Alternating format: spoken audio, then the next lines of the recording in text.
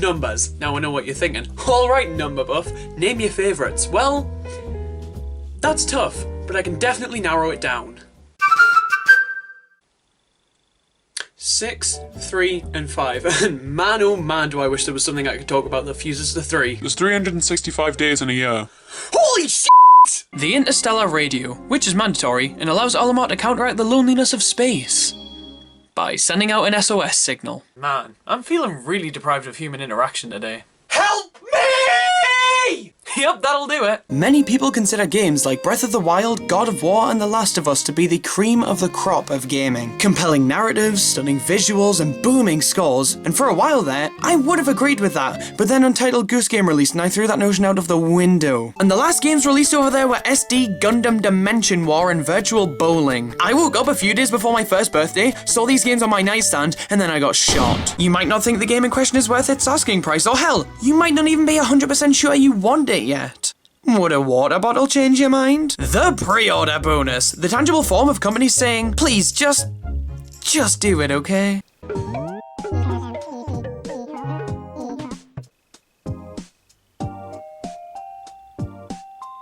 Me? How many times do I have to tell people no? Hey, what's up? It's your boy Rawk. A little while ago I received my pre-order of Super Mario 3D World plus Bowser's Fury. Now ordinarily, I would have been fine buying this game a week and a half later, but I could not pass up the slick pre-order bonus that came with this game. Wanna know what it is? Oh, my pre-order came! Holy shit, it came with a cat. After the Mario Maker 2 incident, that was a lifesaver. Now the only way to truly enjoy harassment is to know who you're up against. I mean, come on, why would I push a kid into a phone booth unless I knew he was deathly afraid of squares? So to make our feathery terrorism a whole lot more fun, let's meet the cast of Untitled Goose Game. Our first victim is Farmer Gerald. He may seem like the kind of person who would love not murder, but beneath his plastered-on smile, he's a serial anti-goose preservation supporter. He sees a hungry goose in need trying to eat one measly carrot, and the bastard tries to curb stomp it into extinction. He is ruthless with not giving a shit about geese. The village centre is the proud home of 2 whole shops, and their most loyal customer is Austin over here. Now you might be thinking, why terrorise this kid? He did nothing wrong! But the answer's right in front of your face, you fucking moron. You see, this kid is always carrying a plane with him, and as we all know, planes are the mortal enemies of geese, so this kid wants us dead too! The owner of the fruit shop over here is Matilda, and much like Farmer Gerald, this bitch wants all geese to perish. Like we try and take anything from our shop and she tries to smack us with a broomstick. I never thought I'd say this, but for the love of God, this place needs some animal rights activists. The woman in the TV shop is Susan, honestly, the savior of this town. She has a heart of gold. She saves Austin from the phone booth every time he gets stuck in there, and breaking into her shop lets us be on the TV. The spotlight belongs to the geese, bitches! Damn it! Over in the nearby neighborhood, we have homeowners, and 2 of them. Ah, this guy. Albert and I go way back. He used to walk, and now he just sits and reads his paper. Man, come on, Albert, get your ass up and chase us! Albert's neighbor is Marjorie. These guys don't really talk too much, so let's see what we can do about that. I'm sure this will ease the tension between them. Marjorie isn't the nicest. She has this goose statue, so you'd think she'd want to dress a real goose with a bow tie, but no! I want to be a pretty goose, but she yells at me! After being subjected to Marjorie, the next logical step is to go to the pub. Oh hey, it's Amazon Archie! And he even has a homeless shelter for geese. Man, this guy gets it. The shelter is portable. Alright, okay, cool, great, please put me down. The barman is a dick. He tries to kick us out of the pub at any chance he gets, but I'd rather be in the pub, man, that's just not fair. I'm gonna name him Richard, because he looks rich. And finally, we have Alfie the old man over here, and I gotta say, the fact that he's sitting down is really pissing me off. That's the cast of Untitled Goose Game. There is this other woman working at the bar, but she can't comprehend the concept of geese under a table, so she sure as hell wouldn't be able to comprehend having a name. And there's this couple over here, but I'm too blinded by their praise to terrorize them, which makes them the only people in the game who won't be goose victims. Now, do the rest of the cast deserve to be tortured day in and day out by 2 geese? Yeah. This chore scores us a whopping 80 bells. I would be disgusted if I could comprehend how little that was. And our next job is to go and meet all of the townsfolk. Great, now I have to go talk to other humans. How did he know they were my 12 least favourite syllables in order? I was somehow completely unprepared for this. Now, to Microsoft's credit, they did end up remastering the original N64 games. So you may be asking, am I going to play the enhanced version? What do I look like, someone who does that? I do have an Xbox One S, but that's a fact I'm trying to get redacted. Keyword trying. They took months to arrive, and when they finally did, I stuck them in and took this bad boy to school to show off. And then some son of a bitch drew in my goddamn book! Well, fuck you too! Can we settle down, please? Alright, hey, what's up? It's your boy Rawk, and thank you for coming. We have some very important issues to discuss today, so I truly appreciate you taking the time out of your weekend to be here. Now, as you're no doubt aware, we are making a sequel to Pokemon Snap, but we just can't come up with a title. Here are some of the contenders. Just call it f***ing new Pokemon Snap for like, I need to go, my wife is in labour. No, you're a genius! The people have been screaming for a new Pokemon Snap, so let's give them new Pokemon Snap! This might be enough to save us from going under! I really wasn't trying to help. Wait, what? Oh yeah, we're approaching bankruptcy at an alarming rate. You might want to start looking for a new job.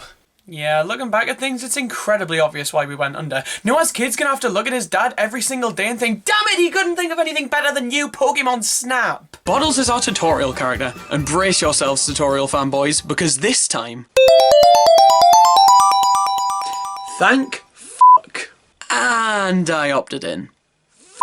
I'm just such a tutorial fanboy, I couldn't resist. Pokemon Snap was pretty much the only Pokemon game on the Nintendo 64 that mattered. Oh man, Hey You Pikachu released. Really, who gives a f***? People in the 90s wanted to take pictures of Pokemon, not talk to them. This leads to a lot of gameplay variety, as each egg you find has different games you can play with them, like Mario Kart on the top of the stairs, or Star Fox in the foyer. This plays better than Star Fox Zero. But did you really expect it not to? Well, that was Super Mario 3D All-Stars, and man, what a neat collection. Sure, some people would consider it to be the definition of underwhelming, but as someone who loves all three of these games to absolute death, this was one of my highlights of the past year. But I guess none of that matters anyways, because this game is going to be completely gone, erased from our timelines in... Fuck! There's still so much left for me to do! Play Luigi Galaxy again, listen to all of the credits themes, play the Machingo Machine again, because fuck you! No! Oh, you son of a bitch! Oh, now what's the definitive thing to follow up an announcement like that with? Just Dance 2022, of course! Cruise and Blast, of course! Fuck you, Dragon Ball Z Kakarot is coming to Switch. Good for the fans. Now you'll have to excuse me here, I'm not too well acquainted with the NES's library. I picked up an original system back in May, and I can fit my entire NES collection in one hand.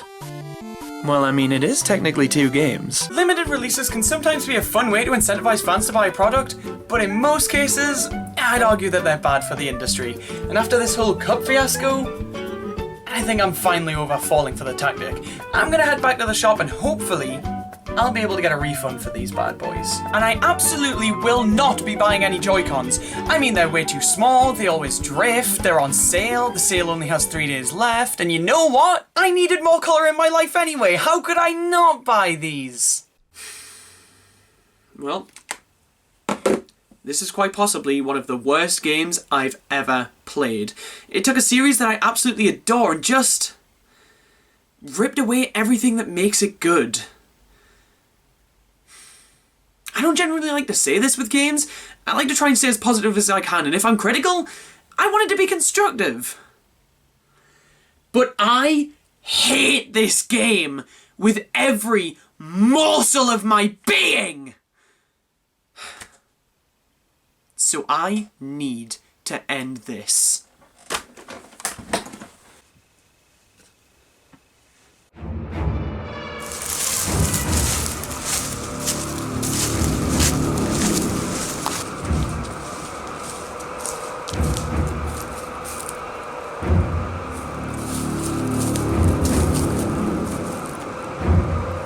I have dealt with enough trauma from you. The last thing I want is for you to cause misery for anybody else. It's time for me to finish what I started. This game is a nightmare!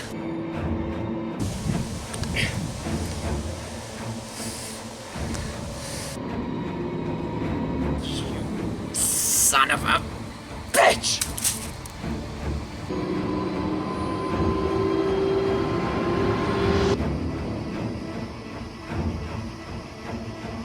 Oh, shit!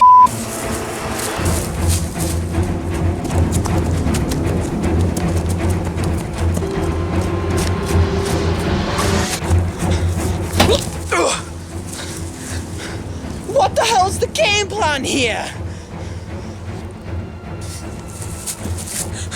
You may be one of the worst games I've ever played, but that doesn't mean I won't overcome you. You are a mistake that never should have happened. But in times like this, sometimes you have to fight fire with fire! This ends now!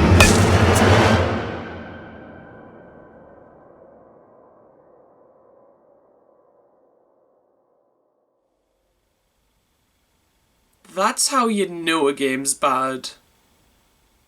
When Chibi Robo Ziplash is the only thing that can save you from it. Kirby's Adventure Wii is a game from my childhood, and I obviously have a lot of nostalgia and fond memories attached to it. So much so that I was worried that revisiting it would reveal that this game is nowhere near as good as I remembered it being. But that worry was completely unfounded. I can look at this game and say that it was so much better than I thought it would have been. I have a newfound appreciation for this game that is greater now than it ever has been. Short one up for Team Even Better with the nostalgia goggles off. I'm so glad I decided to pick this game back up, because it's even better than I remember it being, and if it wasn't for this game and my initial playthrough of it, I might not even be here today. Because that mild congestion could have killed me, and the lack of nunchuck support really came through for me when I needed it the most. Whoa! Retro games fucking rock! We still don't really get it. Guys, I really don't know how else to explain it. We're just playing old games. It's not that hard to understand. Why don't we just play one of the games? At least that way, we're not bored shitless. No, I refuse to play any game with whatever the f this is until I know everything there is to know about retro games. Are you sure there's no other way you can explain it? Well... We got NES, Atari, Mega Drive. All these old plastic boxes make me feel alive. So pick out a game and blow off the cart. I dare you to not feel joy in your heart. Whether 8, 16 or 64-bit, every game on these consoles is a timeless hit. And when it comes to Christmas, I have only one mission. And it's to play these games. It's the best tradition. But enough of all that, let's get down to business. It's time to embark on a retro gaming Christmas. Do we have to? Yes! The controllers look neato! They really aren't great. But they're impossible not to appreciate. All the pixels and polygons are so damn charming. The resolution hurts my eyes. This is really alarming. Well, if the homegrown stuff just ain't for you, then try out the Game Boy. The amount of car journeys this got me through. These classics have stood the test of time. They're old. They're clunky. They are sublime. Try Mario Party 1, 2 or 3. Obliterating my palms, this isn't for me. Or Donkey Kong Country, it's really great. How could you not love it? I fucking hate it. Try Mario Paint. You're really grasping at straws. Who would want to hire a plumber that draws? Look, these old ass games just aren't for us. Well, too bad. This is a retro gaming Christmas. When I try some games that are a little more new. What part of that sounds appealing to you? Super Mario Party adds loads to the mix. This game is abysmal compared to 6. There must be some modern stuff you like to play. Not around Christmas, what do you want me to say? Oh hey, why not play Chibi Robo Ziplash? Don't ever talk to me about that trash. Alright then, a lot Smash with its variety of courses. Or you could always just play Sonic Forces. Alright, what the hell is wrong with you two? No, what the hell is wrong with you? Yeah, so what's wrong with playing Chibi Robo Ziplash, Mario Tennis Ultra Smash, or even Paper Mario Color Splash? The fact that that sentence even started! Why would I play those games when I can play Chibi Robo, Mario Power Tennis, and Paper Mario the Thousand Year Door? Because these games are infinitely better than those games. Ah! Whoa, you really need to calm down. No, what needs to happen is you two need to get the hell out of my house! Well, that's alright, because we didn't want to be here anyway. Have fun f***ing your SNES all night. I will, damn it! That guy. Cut to Paper Mario. No! And Paper Luigi, who received a letter from Princess Peach inviting them to the castle. The bros head over to their conveniently placed warp pipe and make their way to the castle. Upon arriving, Mario decides that he can't bear to be around Luigi any longer and he pisses off to explore the castle. The castle is bustling with Mushroom Kingdom residents, and we can talk to all of them. But come on, does Mario look like he's here to talk to people? Instead of being a functioning member of society, we head straight upstairs to find Peach, who's bored and horny. She requests some alone time, just her and Mario, where none of the guests should be able to bother them. What's this game's age rating again?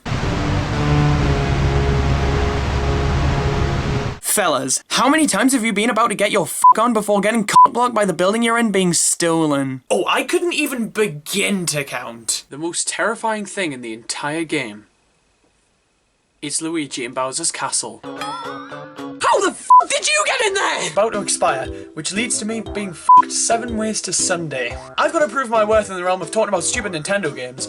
I thought talking about Pokepog Wii would have been more than enough to do so, but no, the system is rigged. So I'm left with no choice. It's time to talk about a bear and a bird. But of course that's only half the story. What do I get for pre-ordering Pikmin 3 Deluxe? Well, no sex for one. February was arguably worse than January, depending on who you are and what you want from Nintendo. If you're one of those fucking creeps who wants games, yeah, this might not have been the month for you. There's loads of other great Wii games, some of which I've never even played, like Xenoblade Chronicles, The Last Story and Pandora's Tower, also known as the Project Rainfall trilogy, games that were never supposed to leave Japan, but did the deed anyway. And there was also Grill Off with Ultra Hand, but I can only handle so much sex in one day. But if you ask me, the most impactful titles on this and arguably any other Nintendo system were the Wii games. Oh fuck, I forgot to take my meds again, didn't I? Every single game released on the Wii was a Wii game, but I'm not talking about Wii games, I'm talking about Wii games! What part of this don't you understand? The 5 sins of Super Mario Maker 2. They will always upset me. Once again, they don't ruin the game by any means, it's still fantastic and miles above the original. But I can't help but think about how things could have been different. The only reason these things are so disappointing is because I wanted this game to be the best it could be. I wanted to see it soar to the top of the sales charts because it's an amazing game and its concept is so unbelievably unique. But as it stands, everything I've just talked about leaves Super Mario Maker 2 as just a game that could have done better. And that's pretty disappointing. The game did well, sure, but not as well as it could have. Ah well, I can at least be grateful that the game got features like World Maker at all, and I can also be grateful for my new replacement cat and my brand new copy of Pikmin 3 Deluxe! But I'm not going to make the same mistake with this cat, I'm only going to wait until the next mainline Pikmin releases. I really need to rethink my approach to parenthood. He asks why he's so tired in the morning, and Christ almighty, how many times do I have to say same before we're quiz partners? He wants us to spit in his ear before telling us it's good to have money. Thanks, I never would have known. And then he asks if I feel lucky. Should I feel lucky? And he gives me a bug zapper. Yeah! He then goes on a whole ramble about furniture placement, but man, who cares? I have a bug zapper, I don't need a mortgage! Yeah, a lot of these tasks, they just don't work. Now, of course, you might be saying, oh, Rawk, you're probably just not good enough to do them. But nope, it's official, they're f***ed. Hey, what's up, it's your boy Rawk. I think I'm finally getting somewhere. I've been at this for years, and only now I'm getting closer to an answer, but let me bring you up to speed. For this to make sense, we're gonna have to jump back to 2013, when Nintendo decided they wanted to take the entire year to celebrate one of their legacy characters. But it wasn't Mario, or Link, or Donkey Kong, or Kirby. It was Luigi. And the question that's been burning my brain for the past 8 years is, why? Scholars have been pondering this question ever since the phenomenon occurred, many coming up with their own theories and subsequently quitting the race when they realised they were stupid, dumb, wrong, and stupid. Very few have had the perseverance to make it as far as I have, and now that I'm in this deep, there's no way I'm turning back now. What's this? Hey, what's up? It's your boy Rawk. I'm from the year 2041, and I come bearing news. I've waited long enough, you son of a bitch. Tell me! Your talents are being wasted here. I come from a time in which the reason behind the year of Luigi is known to everybody, and let me tell you, it's incredibly underwhelming. Were any of my theories correct? Nope, not even close. See ya! Well, at least Luigi got into Smash 4. Oh god, voices! Meet Professor Mirror and his assistant, who looks like a watered-down version of Iris from the Pokemon Black and White show, so even though she's called Rita, I'm gonna call her Iris because that name's kind of camera-themed. You see, I can Pokemon a little bit. Life simulations are one of the most prolific genres of video games. No matter where you run, no matter where you hide, they will find you.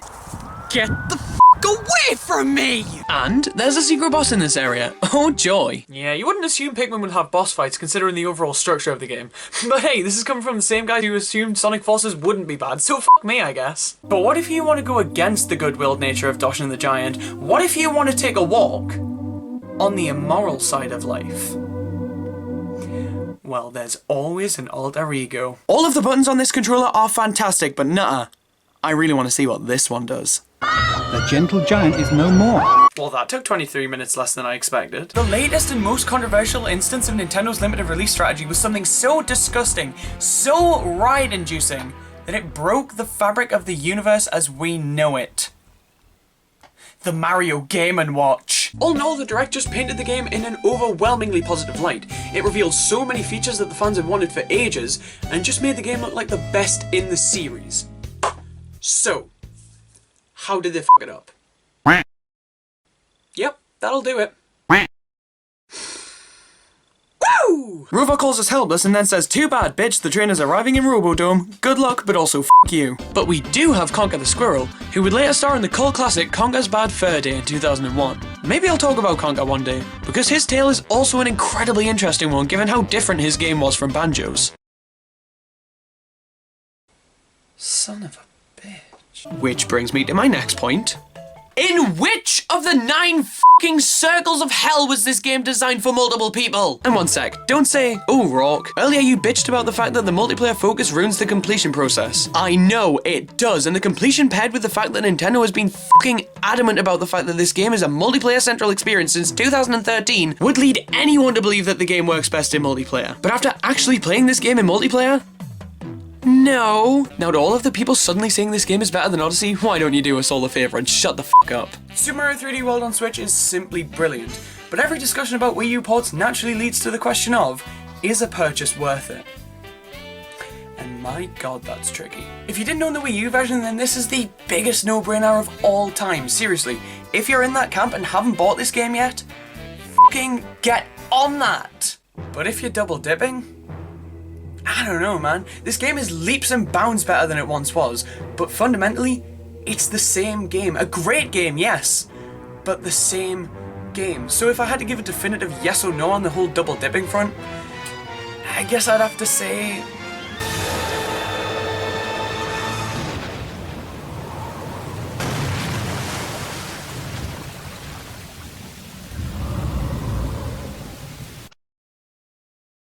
that we still have a lot to talk about. Mother 2, or Earthbound, released in the States only a year after it did in Japan, which is pretty good, but it didn't come out in PAL territories, so the sentence can go shove its head in a fish bowl. But enough of all this chit-chat, let's get to the actual shows. Now obviously Nintendo is the company I can tolerate the most, so I think it's only fair if we leave them to last, to give the other guys a chance to impress me before Nintendo inevitably fails to. So let's start with Ubisoft, the first big conference of E3 2021. Now, do I have any predictions? Well, no, but I swear to God if the team behind Starlink doesn't make a Star Fox game, then I will lose my shit, and that's a promise. We have to pick a map, of which there are 7 to choose from. You'd originally start with only 2, but come on, do I look like somebody who hasn't unlocked everything in Mario Golf Toadstool Tour? Do I look like I want to burn in hell?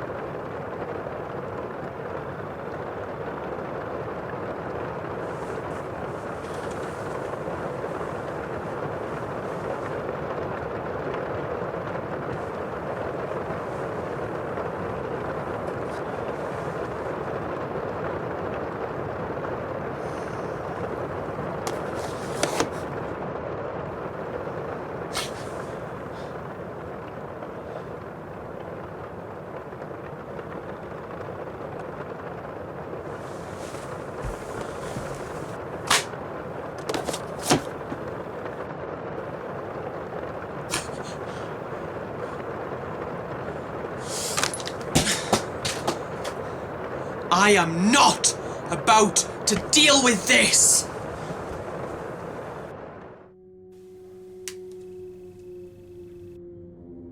What the fuck?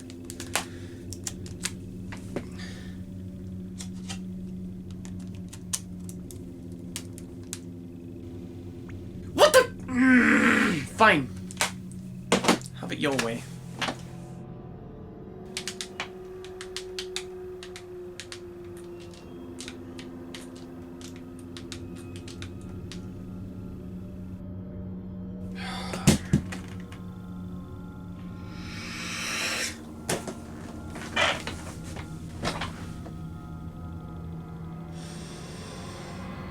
Hey, what's up? It's your boy Rawk. I think I'm losing my mind. Lately, no matter where I look, no matter how many times I throw it away, this fucking game keeps coming back. I think I need to go for a walk.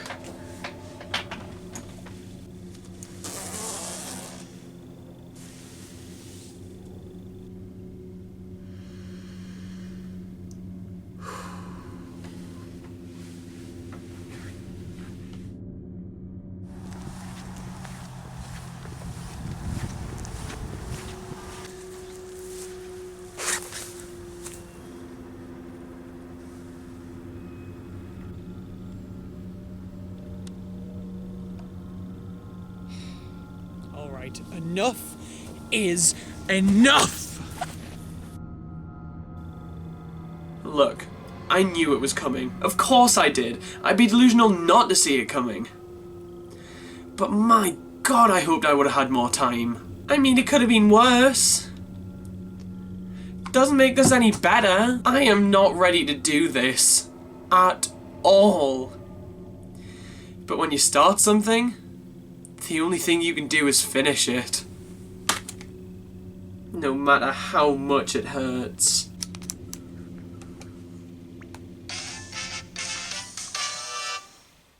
I don't want to do this.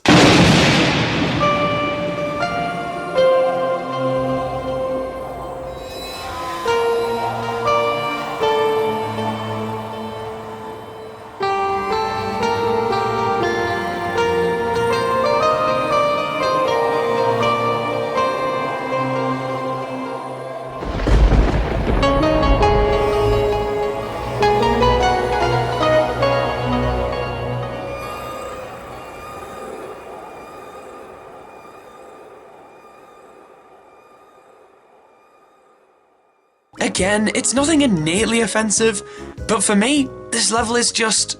it's just... Super Mario 128 saw, you guessed it, 128 Marios running around on the screen. Quick, no thinking, guess where this tech was reused. Wait, what's falling? And you could also completely terraform your island's landscape. People flipped piss. That looked like a nice feature.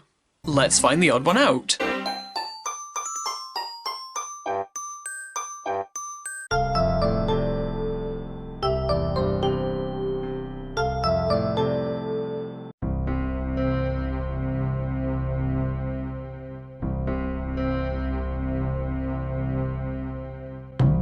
So, everything was looking great, right? What could possibly go wrong? I can think of a few things. You see, after this trailer, more and more information started to come out about the game. And the more we were told, the more certain elements of the game began to look less and less ideal. This trend continued through the release of the game and even beyond, and all of the strange decisions and poor timings culminated in what I call the 5 sins of Super Mario Maker 2. These 5 things by no means break or ruin the game, but when considered as relatively large and baffling parts of the bigger picture of this game, they just ooze missed potential. Before we get into this, I just want to make it abundantly clear. I absolutely love Super Mario Maker 2, and my points today aren't just to shit on the game. No. I'm merely discussing things that could have made it less fucking abysmal. Let's take a look at sin number 1. After finally beating Banjo-Kazooie, I only have one question remaining. Who Who the f was that human woman, and what was she doing in this game where there are no other humans? All of the speaking parts are from animals, and the closest thing to a human is Gruntilda. And even still, she's a witch, and she certainly does not imply the existence of humans that look like this. What the f is going on here? NSMBWE was quick to soar into the best-selling games of all time list, easily raking in a whopping 30 million plus units. So it's natural that Nintendo would want to capitalize on this success with merchandise. Wanna know what they did?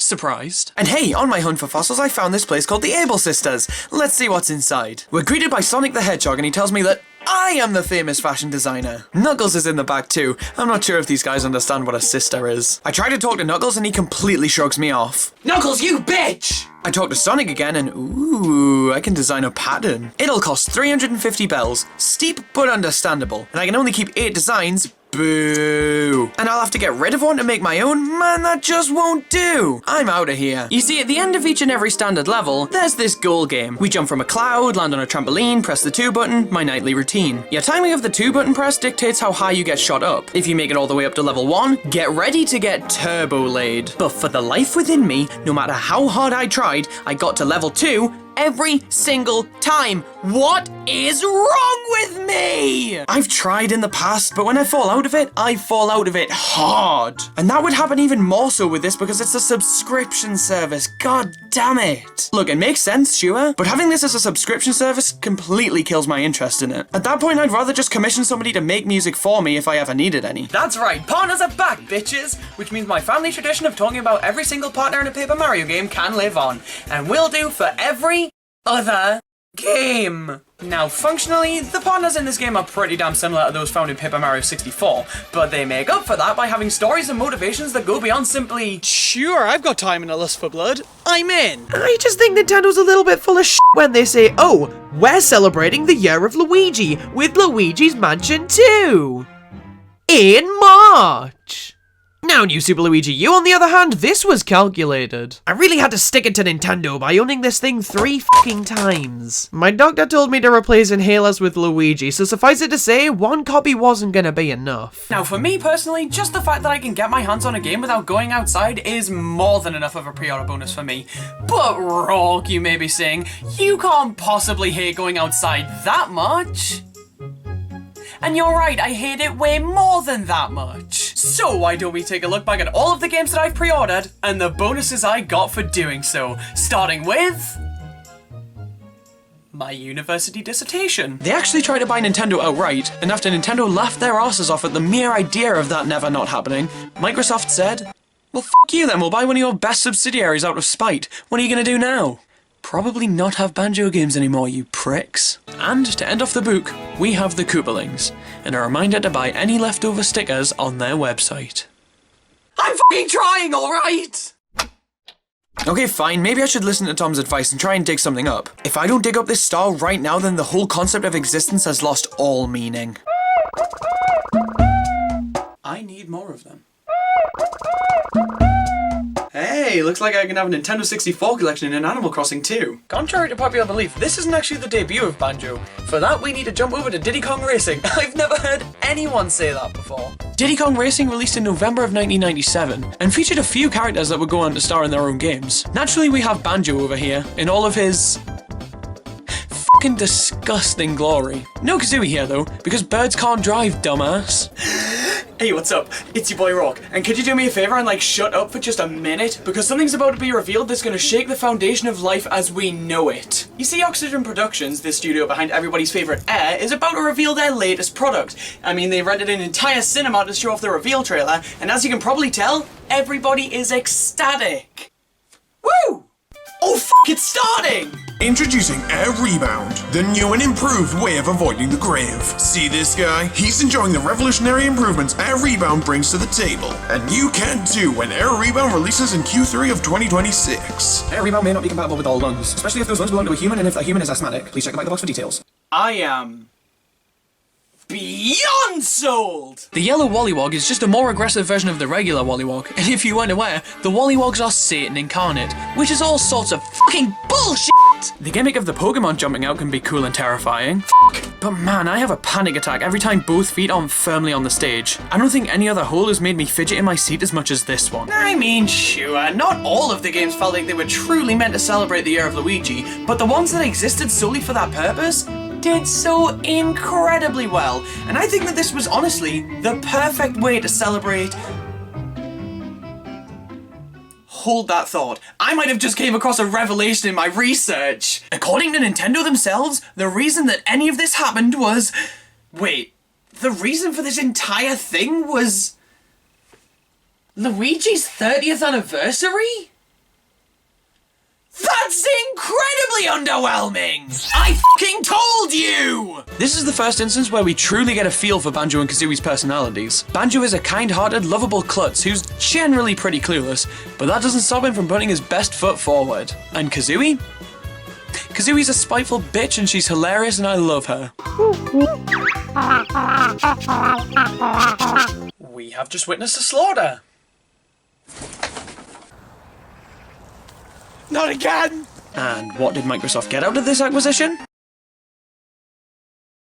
You sure you wouldn't rather have data design? The gluon drive, which is mandatory, and uses quark-binding metaphysical gluons, which is totally a concept that I understand.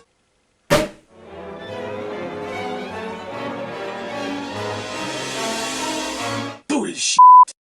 Yeah. This can lead to some really funny interactions, but none are as funny as knocking Pokemon the f*** out. Please let it be known that Rawk doesn't condone animal abuse in any way, shape or form, but also this is a kids game starring vaguely animal-like creatures with magical powers, so don't overthink it, and also... Yeah, okay, that's enough, thank you. So I'm gonna switch gears for a sec, and I'm gonna say that my game of the year was Overwatch. Sir, can we get you anything for your performance? Oh, no integrity for me, thanks. How about a dose of leprosy? This presentation showed off Pokemon Smile, a game where you can brush your teeth with Pokemon. Yes!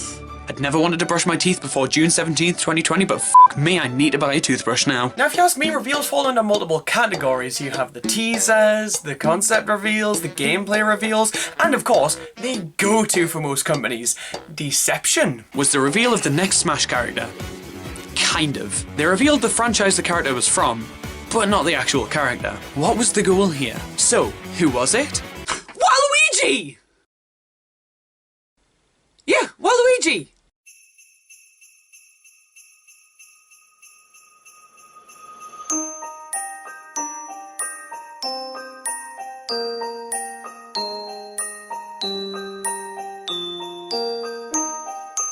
In the Christmassy months, almost every single night, Rawk's heart craves some retro delight. Whether Yoshi's Island or Paper Mario, he always knows exactly where he wants to go. He dusts off the consoles, untangles their wires, and spends hours and hours fulfilling his desires. The games that he played put him under a spell, and he played them on an HD TV.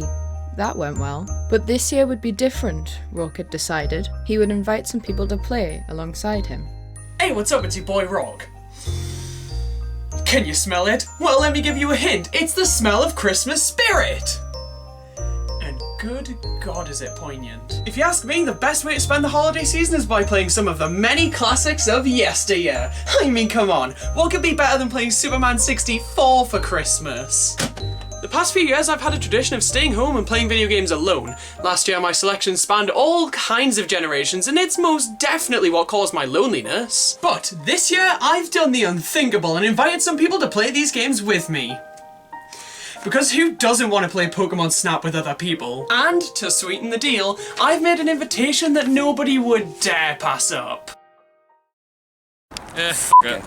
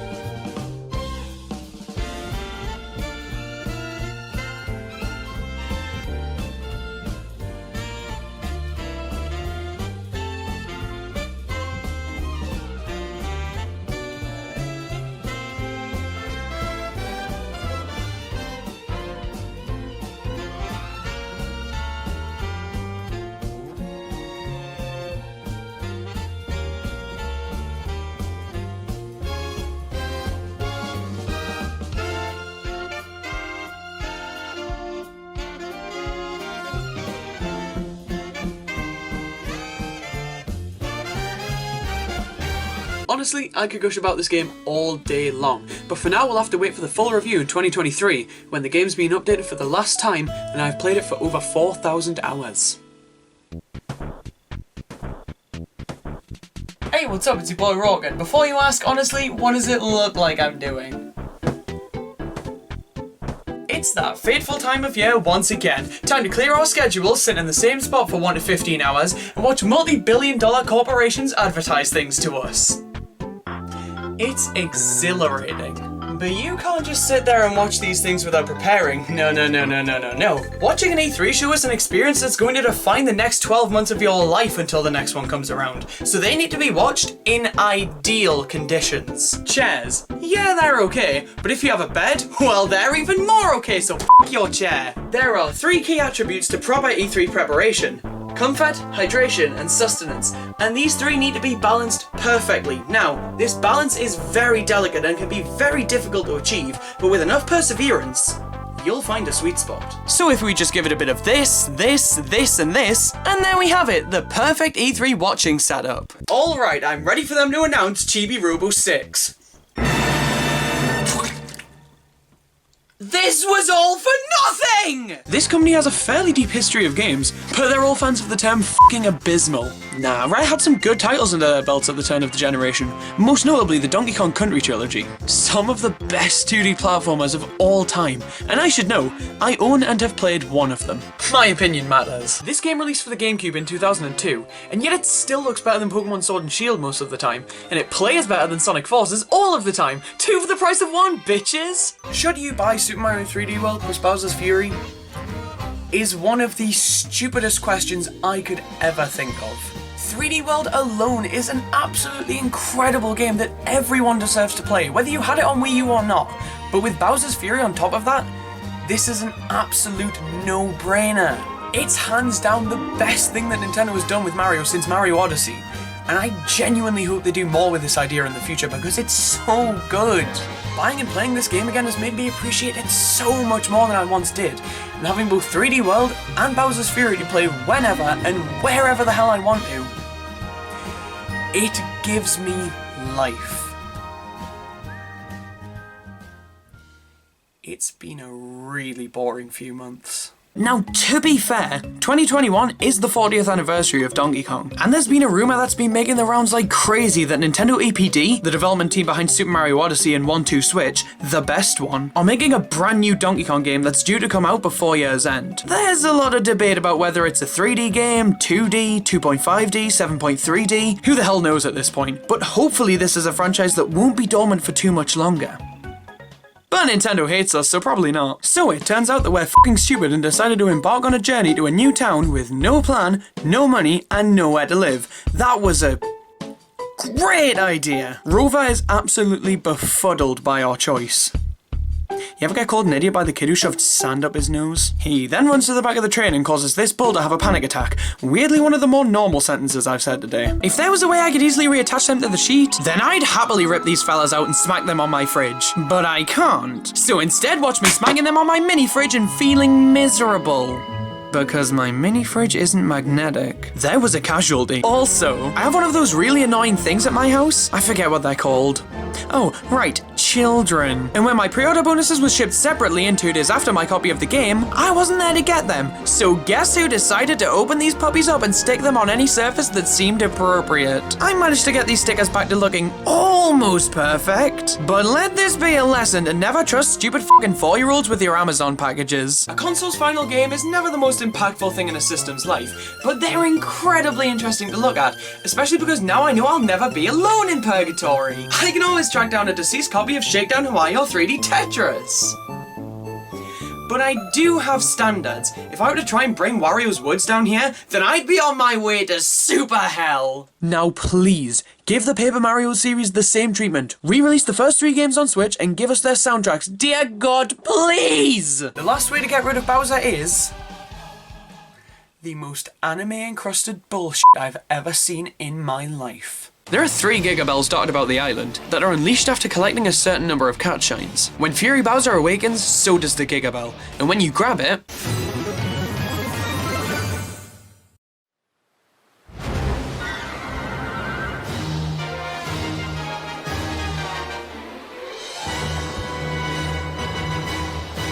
This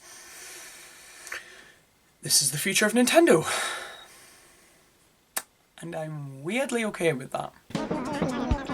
I do. I don't know. Huh. Alright, so I'm headed to a pre-existent town that I've never even been to, and yet I get to name it. I am so glad I get to check that one off the bucket list today. Well, contrary to popular belief, I'm not a professional town namer, so I'm going to consult Google. I hate having legs. Alright, so apparently it's best to name your town after 2 things that you love. So obviously Chibi Robo's going to be in there, but if there's one thing that I love more than Chibi Robo, it's fucking circles. Yes! So we're gonna go with Robodome. Robodome! Oh god, what if it's a bad name? What if I've just humiliated myself in front of the town naming community? I don't want to be known as the guy who fucked up naming their first town. What will they think of me? Oh, thank Christ. Imagine getting a tease for Chibi Robo 2 at the end of the original. What a tease that would be. If you take a picture of Charmander and there's more than one of them there, you can bet your ass you'll get some bonus points. Because you deserve them. He then asks us to deliver an axe to Sven. I'd ask why he needs an axe, but I'm scared that I get an answer. I nervously head over to Sven, who casually changes the topic of the conversation and pulls out the letter I sent him. That's not worrying at all! But hey, he seemed to appreciate me pushing my Pikmin agenda, so I'll let the little axe incident slide. He then tells me he might move out of Robodome one day and take my letter with him. Buddy, I hate to break it to you, but the only way you're leaving this place is in a hearse. So that was 2020, and all in all, wasn't that bad. We've definitely had worse years from Nintendo, but I absolutely won't deny that we've definitely had better. With the year officially come to a close, one of my favourite things to do is to go back and decide which of the games I bought this year is my favourite. This one's going to be tough. Not only were the Switch's games phenomenal in their own ways, this was the year I finally got into collecting, and when you've bought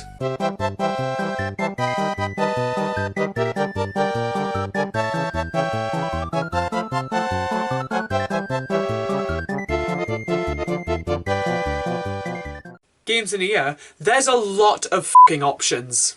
But naturally, I'm going to stick to the Switch games, of which there are 5 contenders. Pikmin 3 Deluxe is far and away my favourite Pikmin game, and honestly one of my favourites of all time.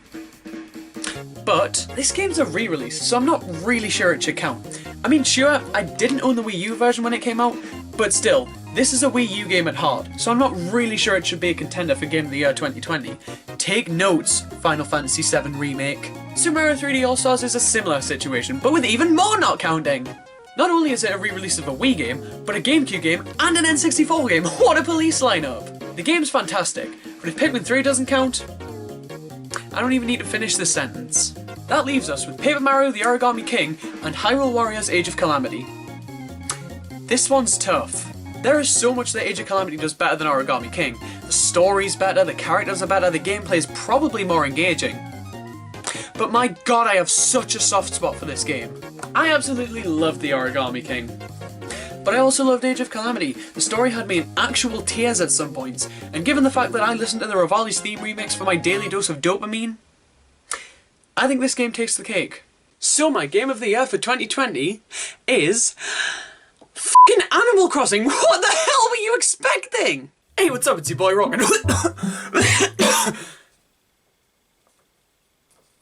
This is a bad sign. I just can't do this anymore, man. Life is tough. What with having to pay off mortgages, buy furniture, work, socialise with people. These days, I barely even have time to play Wall-E for the DS, and that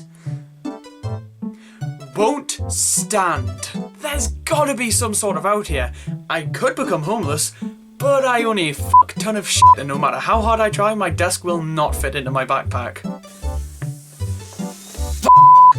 But what other option do I have? Yeah, that'll do. As of today, I'm officially... Fuck, is that what it feels like to be worthless? Overall, I'd say Pokemon Snap is definitely one of the better Pokemon games I've played. I've played 2. But hey, colour me intrigued. Maybe I can get into Pokemon after all. But I still can't find my shit-giving shirt, so this just isn't doing anything for me. I found it! Jenny is the birthday girl, and her mum gives her a hat. Amazing. Tao gives her a fucking bone. It still has skin on it, Tao. And Dad gives Jenny her very own chibi robo helper robot. How could this be? I don't care, I'm still gonna whine about it. Playing this game never really felt the greatest. I mean, it works. That's about all I can say about it. This definitely isn't a Smash game you can really get good at. I think most people who tried gave up and became monks. On the Halloween event, we played Trick or Treat with all of our villagers. And man, the spooky atmosphere is absolutely top-notch in this game, even compared to the others in the series. This is so much fun, and it's also so much Christmas. I don't make the rules. Toy Day, as the game calls it, sees us getting a present from Jingle. Neat. And then changing into different clothes to trick him into giving us another present. Neat! So Nintendo has some good trailers, we get it, but if you think they're incapable of making bad trailers, well, let me introduce you to... the horror! Hey Pikmin was revealed during a span of time where we were waiting for the next mainline Pikmin game, was revealed as a 2D platformer, also known as Not Pikmin, and went on to be the only Pikmin game released for way too long. This reveal was pretty stinky. Metroid Prime Federation Force was revealed during a span of time where we were waiting for the next mainline Metroid game, was revealed to be a spin-off so generic that it was revealed as Not Metroid, and went on to be the only Metroid game released for way too long. This reveal was also pretty stinky. Chibi Robo F***ass was revealed during a span of time where we were waiting for the next mainline Chibi Robo game, was revealed as a 2D platformer, also known as Horse Shit, and went on to be the only Chibi Robo game of the 2010s. Are you starting to see a pattern here? Animal Crossing Amiibo Festival. Everybody and their pet lizard wanted a traditional Animal Crossing game on the Wii U, and Nintendo said, a party game's good enough, right? Paper Mario Color Splash. This game was revealed not too long after the whole Sticker Star debacle. Many people weren't too pleased with that game, so when Color Splash was revealed to be a direct sequel to Sticker Star, retaining most of the things that made that game... not good. Yeah, this reveal didn't sit too well with people. Mario Tennis Ultra Smash just looked shit. Gold and Silver Mario Amiibo. Do I even need to finish this sentence? Incredibly rare and limited by design, considered to be the most highly desired amiibo ever released. £400, please. And then the Breath of the Wild amiibo. My mum still won't let me look on eBay for a Guardian amiibo after 2015's little incident. My collection will mean something one day. We open with a speech from Todd Howard, and my only takeaway from this was even when Bethesda doesn't have their own show, they'll still try and push the message that we can all be Bethesda if we want to. And I appreciate the sentiment, but I'd rather be happy. Hey, what's up? It's your boy Rawk, and welcome one, welcome all to the 1920s, where we recently discovered colour, and let me tell you boys, it was a game changer. Now, of course, just like any new discovery, we needed to find a way to make a profit off of it, and with that in mind, allow me to introduce you to Carl's Colourful Carnival. That's Carl's Colourful Carnival with a C in there somewhere. What is Carl's Colourful Carnival, you might be asking? Well, it is the only way to truly experience colours the likes of which have never graced human eyes, such as this one, and even this one. But you can't see them unless you come here, you fucking dork. And for a limited time only, if you buy a deluxe ticket to Carl's Colourful Carnival, we'll even throw this in at no extra charge. Wait, we're just giving these away? Is humanity ready for that much colour yet? Nope. Sonic Mania was a treat from start to finish. Splatoon 2 was Splatoon again, which meant it was great. Persona 5 is a game I'll never touch because I'm not a fan of this, or this. Sonic Forces? Hi, what's your evacuation protocol? All you do is take pictures of them, and some of them are really obvious, like holy shit, where could it be? Others are pretty unique and interesting, and others... bullshit, they're bullshit. That's great and all, but I refuse to buy this game until I see some long fucking arms. So... Mario's coming to Smash? Finally. They didn't just think, Rawk's no idiot, he knows how to golf, we don't need this. Damn right! This, right here, is a Chibi Robo, and this is Telly, his best friend and also his manager. I mean, come on, did you really look at this guy and think, oh yeah, he's definitely not a manager? You'd have to be a fucking idiot to think that. In the Smash games that actually, you know, play well, you'll find me dead in the ground before I play with items on. But in Smash 64, get those fuckers in here, baby. Samus, get ready to eat shit. You know, I could really go for an alibi right about now. The controller was around my neck! For my money, I'd take the scan ability most days, but luckily for me, this thing is free as long as I spend £50 on the game. That's quite a big asking price for the scan ability. But that doesn't necessarily mean it's my favourite, so which of the two is? Ooh. tell me, why did God allow a game with 3, Deluxe, and Pikmin in the title to be the greatest entry in its series? Why couldn't we just cut the bullshit and let Pikmin reign supreme? How? How could this be? How have so many of the games that I've held so dear to me been surpassed by their modern equivalents? Looking at them critically? Why are so many of these games pretty lackluster? Maybe I was wrong. Maybe retro games aren't as good as I once thought. Maybe the modern stuff has more merit than I ever gave it credit for. Nothing says Christmas like a crushing reality shift. Rawk. Rawk. Can't you see I'm having an epiphany here? Your own stubbornness has landed you in something of a predicament. Is that not what I said would happen? I don't get what's so wrong with me having my own likes and dislikes. Am I not allowed to love retro games? Of course you are, dumbass. The problem is how you handled yourself when somebody disagreed with you. Buddy, everyone is entitled to their own opinion, but you cross a line when you're nasty to other people because they have a differing opinion. At the end of the day, you can't push your ideals and beliefs onto others, because if you do that, then you truly won't have anyone to share your interests with. Yeah, you're right. I just couldn't accept that people didn't share in my passion, but that didn't give me the right to treat them the way I did. I have to go. You still have time to make this right, Rawk. And that's exactly what I intend to do. Wait a minute. Where the hell was that voice coming from? Not great. What do you want? Probably should have an N64 controller down my throats. Listen, guys. I just wanted to say I'm sorry. I love retro games, but you don't, and that's fine. Everybody's different, and I shouldn't have acted the way I did when you didn't want to do what I wanted to do.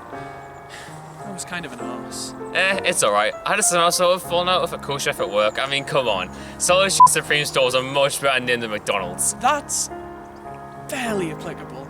I'm kind of sorry too. After you forcibly kicked her out, I actually went home and played Sonic Forces. Guys, that game's bad. You are making it so hard for me to have the moral high ground right now. I mean, you could have warned him. Oh my god. Well, anyway, I got you guys presents. I hope there's no hard feelings. Oh, thanks, man. Merry Christmas. Merry Christmas, guys. Oh, see you again next year? Doubtful. Message received. Loud and clear. Well, even though everything I believed turned out to be a lie, I enjoyed today, and if I wasn't so mentally and physically exhausted, I'd probably be up for a round of Mario Tennis Ultra Smash. Maybe it's a good thing I'm so tired. Well, I'm gonna head to bed. For real this time. And when I wake up, I can start planning my next Christmas party. Even if most of the retro games I played today ended up having better modern equivalents, I still adore these classics, and that's okay. Just like it's okay for Carson and Maxwell to not really care about these games. I'm finally starting to see that now. And who knows, maybe one year I could have a modern gaming Christmas and make it up to those guys properly. Well, that's probably just the sleep deprivation talking.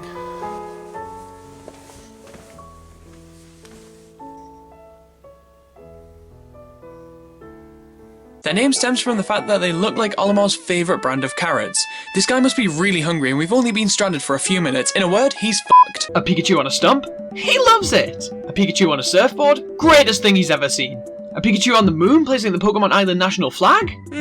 Could be better. The tale of Mario Maker 2 is a confusing one.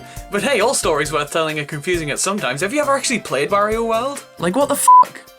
Why is he wearing eyeliner? Well, seeing as I've got nothing else going on in my life, today I'm going to break down every single move that Nintendo made with this game, and because I'm really fun, we're going to speculate just how things could have been different if Nintendo had handled things better.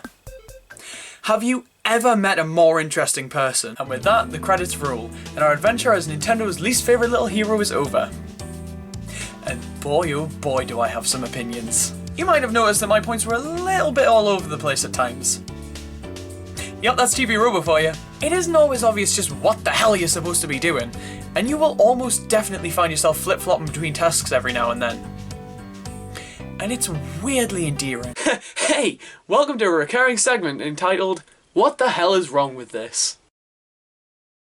Yeah, checks out. Pokemon Snap was one of the most beloved games on the Nintendo 64, so how long did it take them to make a sequel?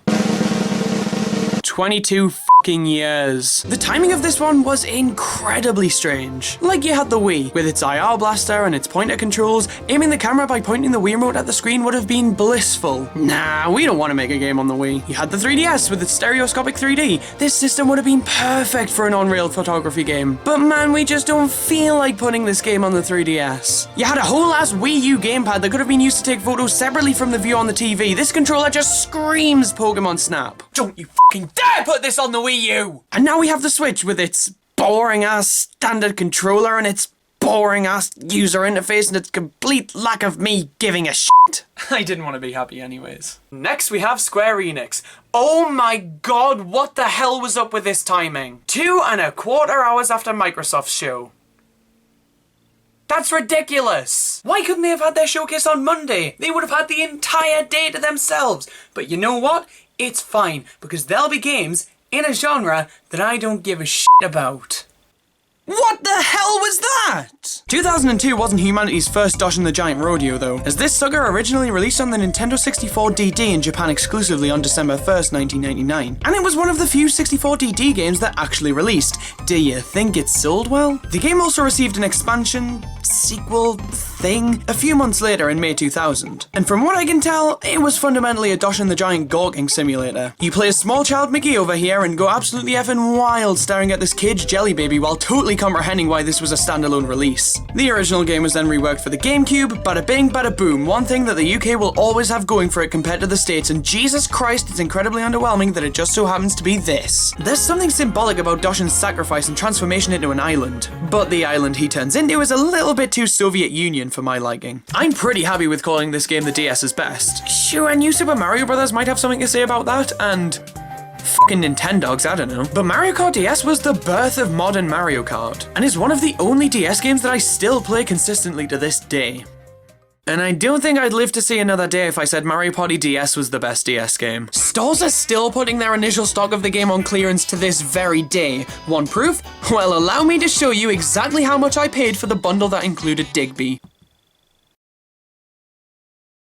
That's it. Back in the day, this was the only way to pre-order games. If you wanted Ogre Battle 64 on launch day, then buckle up, f***o, we're heading to Toys R Us. But in the digital age we live in, this just seems pointless to me. So, you go to a store, pay for the game, go back home, and depress for the rest of the day. You then have to go back, give them all of your information that confirms, yes, I did pre-order Garfield Kart Furious Racing. They go through their systems, make sure all your info is correct and that you aren't trying to steal a copy because they've had too many people try to steal copies of Garfield Kart, and then you finally get the game and go back home. Now, hear me out here. Instead of going through all of this, you could just pick up the game on launch day, save yourself the headache. No! I refuse! I've never enjoyed swimming controls in early 3D platformers, and would you believe me if I told you that Banjo-Kazooie was one of the earliest 3D platformers ever? No, I would not. Like, am I alone on this one? The controls just don't feel good in the water, and spending more than 2.7 seconds underwater buys you a one-way ticket to the fate of this franchise avenue. Now, most people would probably be pretty content with how the story is developing so far, but from the beginning of Chapter 1, I've been fucking pissed! You see, the Bowser to no Bowser ratio so far in this game has been disgusting, so the trees in my neighborhood better prepare themselves for an uprising.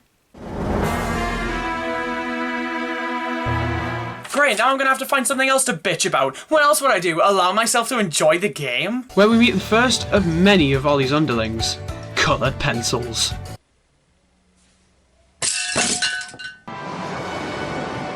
Oh god. We could never escape it.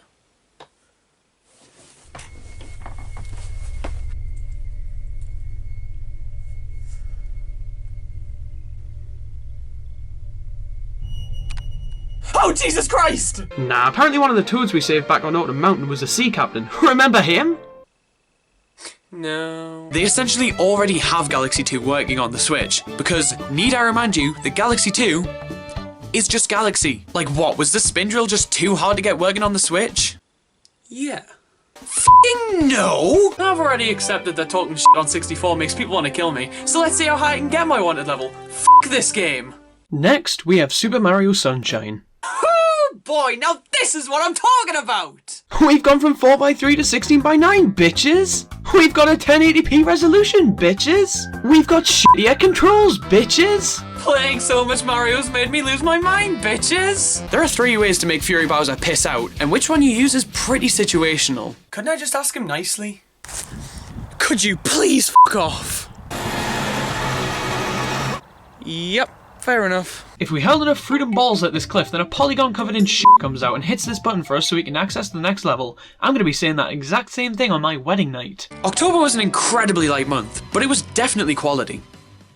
Now on a completely unrelated note, and when they finally add Galaxy 2 as DLC after the collection is out of circulation, it will finally feel complete. Like, come on, am I really expected to believe that Galaxy 2 isn't coming? I wasn't born yesterday, a week ago maybe, but I can sniff Nintendo's plans from a mile away. As soon as the collection isn't available for purchase anymore, they'll add Galaxy 2 as a giant f*** you for people who didn't take the plunge. People will f***ing hate them for it, but I'll be too happy enjoying the game on the go to give a piss, which is really the part of the collection that most justifies a purchase. So let's see if I can fix my life by starting another. I'm gonna play through the original Animal Crossing and try and see everything that it has to offer. I'm gonna delve into this game and see how much better it can make my life. I'm gonna make so many new friends, I'm gonna live in a lovely house with all of the furniture I could ever want, I'll pay off my mortgage, and I'll be the happiest I've ever been.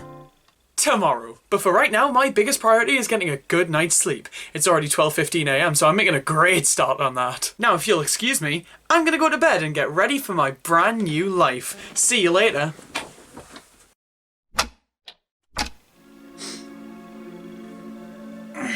What the fuck? 6 in the morning, what the hell?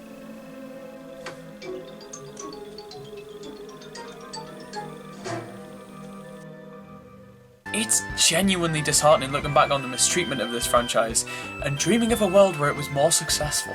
Maybe we'd have a remake of the original game on Switch, or hell, maybe even a brand new game. Wouldn't that be nice? However, there is one more sequel that I haven't talked about yet, and it's the only game in the franchise after the original that came out here in the UK, so I think it's only fair if I buy it, play it, and see if it lives up to the original.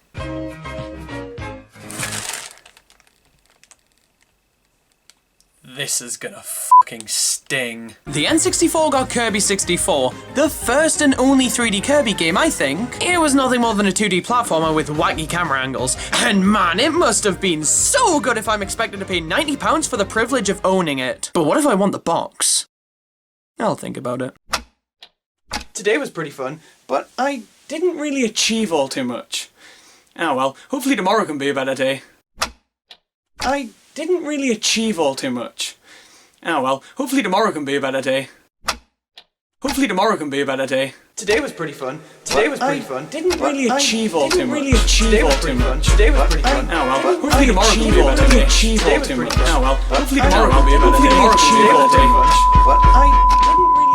I've had enough of this! I am sick and tired of this shit. How many days do you expect me to do the exact same thing from the second the day begins to the second that it ends? I haven't slept in weeks. I haven't seen anybody in weeks. The only thing I've eaten is the fucking fruit that grows in this town, and I can't take it anymore! How do you expect me to live every day the same way? How do you expect me to devote every single ounce of energy within me to meandering around a vacant town and talking to animals? I did this to escape my old life, and all I've done is suffer.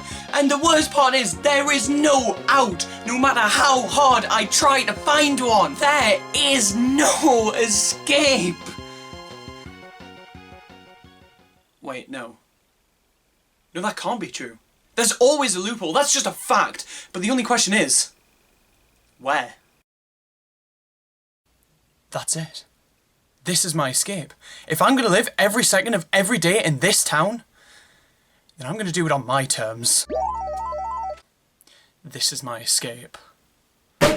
Hey, what's up? It's your boy Rawk, and I'm so excited! You see, I have an appointment with my doctor tomorrow, and man, he's such a nice guy. Best doctor in the country. And I haven't seen him in like 4 years, so there'll be a lot to catch him up on. I wonder if he knows that Persona Q2 came out on the 3DS in 2019.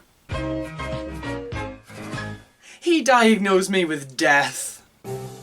This blows! Now I know what the Wii U went through a few minutes after it released, and the worst part is, my death isn't even being accompanied by a 720p Breath of the Wild, and that is just disrespectful. Now I got this guy just before the great GameCube price inflation of 2020 reared its ugly head in, and it's been sitting comfortably in my backlog ever since. Before owning this sucker, I'd seen a few gameplay clips online, but even still, one question about this game lingered in my mind for many, many months.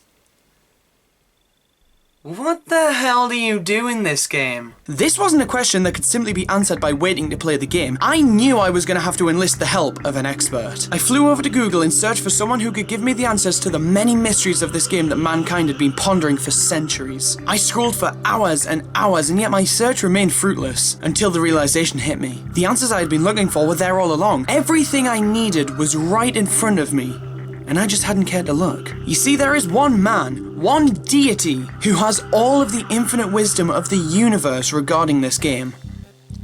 Almighty Master Olney. After making this connection, I wasted no time. I got in contact with Alex immediately and asked him everything I needed to ask him. Rawk says, I myself am a budding Doshing the Giant completionist. Do you have any wisdom to share, O wise one? I waited for a reply with much hesitation, scared that Master Olney would not hear my cries. But to my dismay... Make islands when you're making when you're making new villages. And be wary of boxes that contain villages you may not want. Just like that. The almighty Master Olney heeded my call and blessed me with his wisdom. Naturally, I felt hesitant to lean fully into this advice, so I contacted the dire god of the Doshing the Giant community, Mr. John Cartwright, who simply had this to say. That's just a good life lesson, to be honest. With the wisdom of Master Olney and the support of Diet God Cartwright, I now had all of the information I needed. I could now do what I was put on this very earth to do. I could play Doshing the Giant. It's time for me to do what the Ohioans can't comprehend.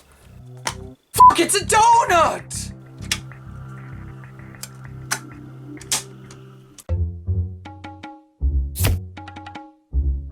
Well, that was the coolest invasion of privacy I've ever seen. That's not... F*** it.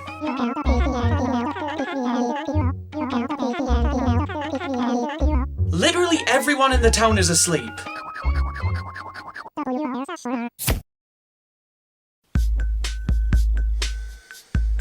Great.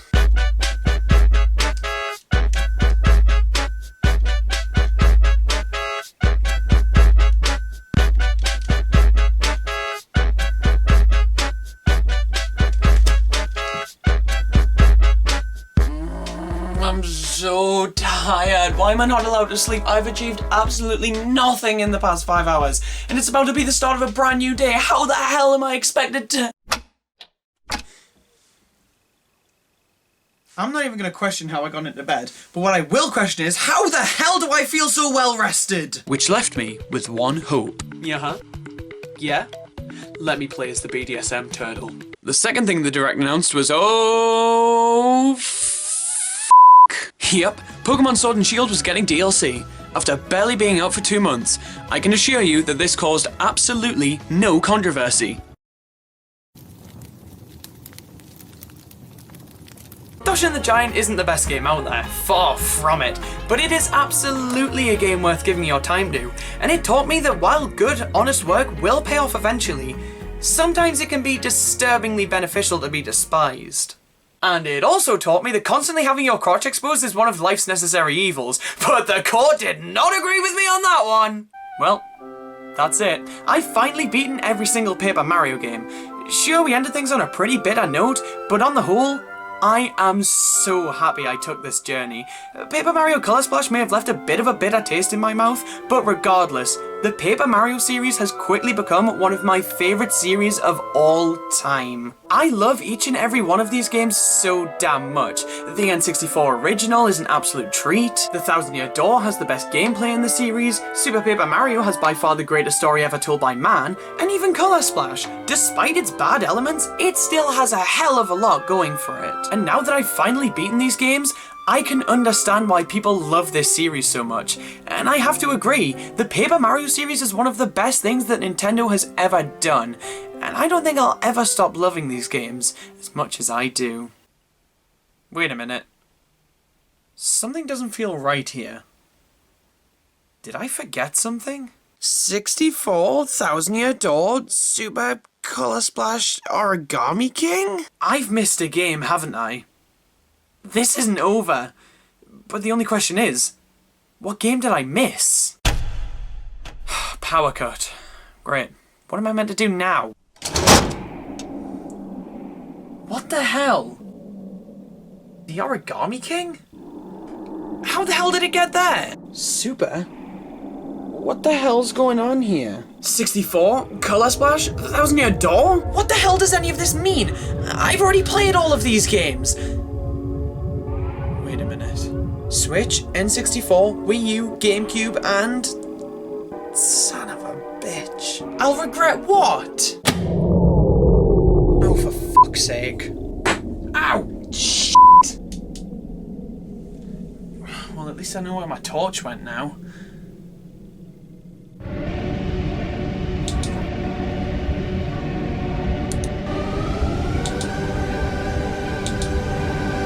I gotta get out of here now!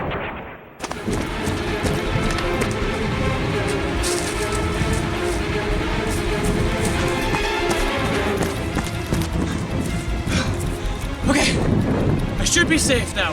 Hopefully I should just be able to ride this out until everything goes back to normal. Apparently not then.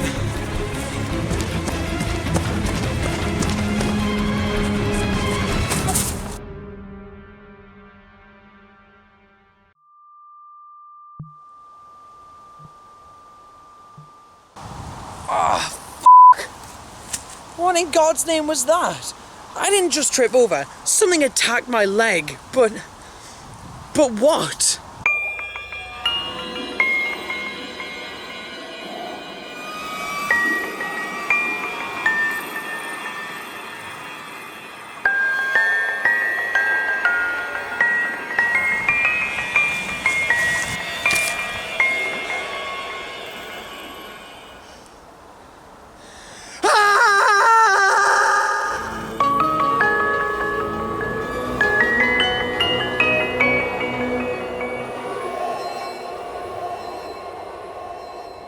The Samus and Emmy amiibo are going for £70. Scalpers can eat my toenail trimmings. Am I only angry about this because I can't get my hands on anything Metroid related? Yes I am, damn it! But it's okay because I just bought an entire school's worth of textbooks and I'm gonna pop these suckers on eBay and make £4 more from each of them. See, I just sound fucking loony when I put it like that now, don't I? They revealed Pokemon Cafe Mix, which is a game that I fucking dare you to describe the gameplay of. It's like circles and then you move them and something else happens and it achieves... something? I guess I just look at this game from a series I've never played and want to buy it, but simultaneously can't seem to justify spending the money on. Now on a completely unrelated note, I bought Paper Mario recently. Huh. But that's irrelevant, because the only opinion that matters to me is mine. So let's pop in and play the original Pikmin. Now I'm going to be playing the GameCube original here, but let it be known that this game did also release on the Wii, and I'll finally play this version when I learn the error of my ways. I mean, look at this. There's Pikmin on the spine of the box. The Wii version can't say that. And considering these Wii remotes are almost 15 years old, this doesn't sound great. Some of the sounds are absolutely disgusting coming through the controller. It's so loud and crackly and just sounds appalling in pretty much all cases. The worst offender by far is when you try to throw a Pikmin without any in your squad. Fuck me, this is atrocious! How could my Wii remote sound this bad? Do it! How? And the cult in question is the Happy Room Academy, where some random animals come and critique how I decide to lay out my home. And as much as I love my Bug Zapper, I feel like it would only be appreciated by a fairly niche audience, so I think I'm gonna duck out.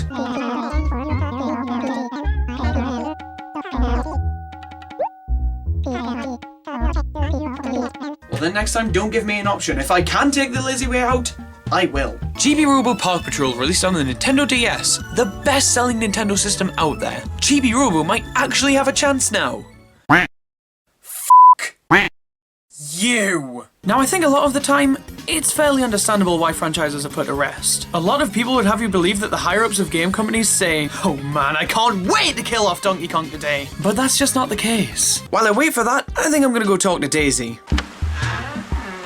Well, you too. Now, to be fair to me, I'm damn proud of the mushroom. The pipe is okay, Peach's hair exists and I'm a better man for it, humanity doesn't need the rest of her anyway, and the star is almost perfect. It's just missing a leg. It's in here somewhere. I f***ed up the question mark block. I couldn't even get a cube right. Hi, my name is Rawk. I'm a bitch. Because let's be honest, we as a society usually look at most pre-order bonuses and say, neat. Hey, what's up? It's your boy Rawk. Recently I've taken up this neat new hobby where I combine two completely random words, turn them into a retail product, and see how much of a profit they can rake in. Some of the stuff I've come up with has been absolute dog shit, but some of it had potential. In the bad idea corner, we have such classics as CCTV barrels, koala mittens, and shelf radiators. Because sometimes the shelves get too cold, it's a work in progress. And in the good idea corner, we have building scarves, sex walls, and the only one that truly matters, grape buns. Get a grape, put it in a bread bun, you just made a kick-ass sandwich. Completely untapped market. Let's try another one and see what we can come up with. Word number 1 is motion, but not the Wii Play variety, sadly. And word 2 is controls.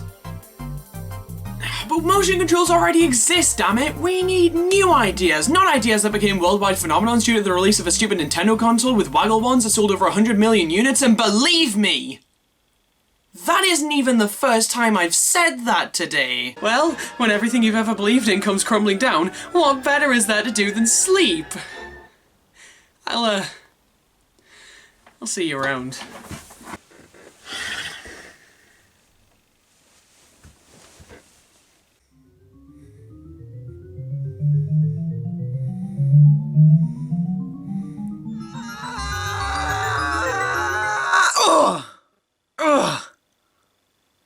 oh yeah, pixels! Oh no, consequences! Do you know why you're here, Rawk? Is it because I hit that guy who dressed up as a very convincing snowman? That was bad, but no, you're here for something much worse.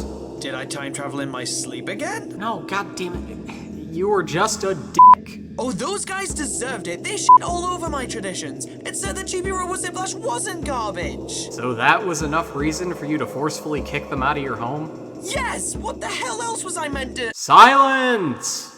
Just because you don't agree with other people's views doesn't mean that you can't get along. Just because they dislike something that you love doesn't mean that you can't be friends with them. Rawk, you need to be able to respect the viewpoints of others. You shouldn't immediately disregard them because of their opinions. And if a game came out less than 15 years ago, who gives a piss? You can still enjoy modern games while loving all the old junk. But I do! My favorite game of all time came out 4 years ago, but that doesn't matter! I just want to play old games around the Christmas season. I don't see what's wrong with that! Enough of this. You will see the error of your ways when you awake. You'll see that not only are you wrong, but you're also a bit of an asshole. Wait, I'm asleep? Not anymore, bitch. You know what? That tears it!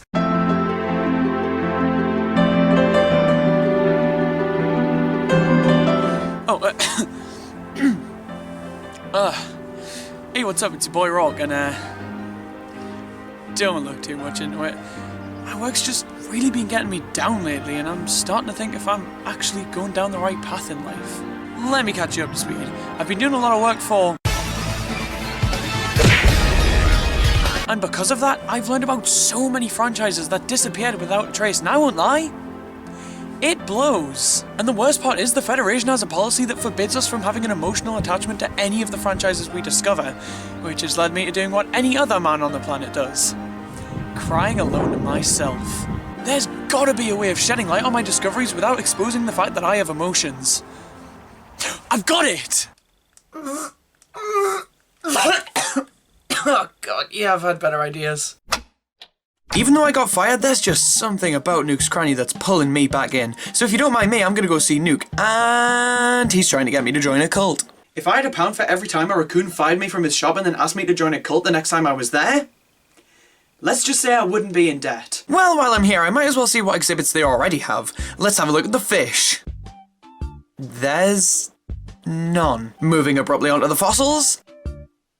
Nothing. There's not a bug in sight, which is something you'd have to actively try to achieve. And there's no artwork. Are you sure you don't just want to take the non-assessed fossils? Remember in earlier Wii games when the Wii remote would scream at you?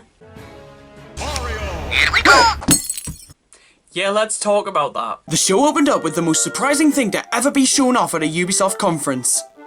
A new Tom Clancy trailer. Now, I've personally never gotten into a Tom Clancy game, and I think that mainly comes down to the fact that I've never seen Richard Stanford walking upstairs. Holy shit, I'm sold! The main thing Nintendo stated was they were worried about item duping. They thought that having the option to duplicate your save data would lead to people duplicating items and making massive amounts of bells. There was an item duplication glitch found the day this game launched! What the f*** are you doing, Nintendo? If there are any Pikmin left behind, well, guess what's on the menu for the local beasts tonight? If a lot of Pikmin are lost, I tend to restart the day. But if only a couple of Pikmin die, it's usually fine.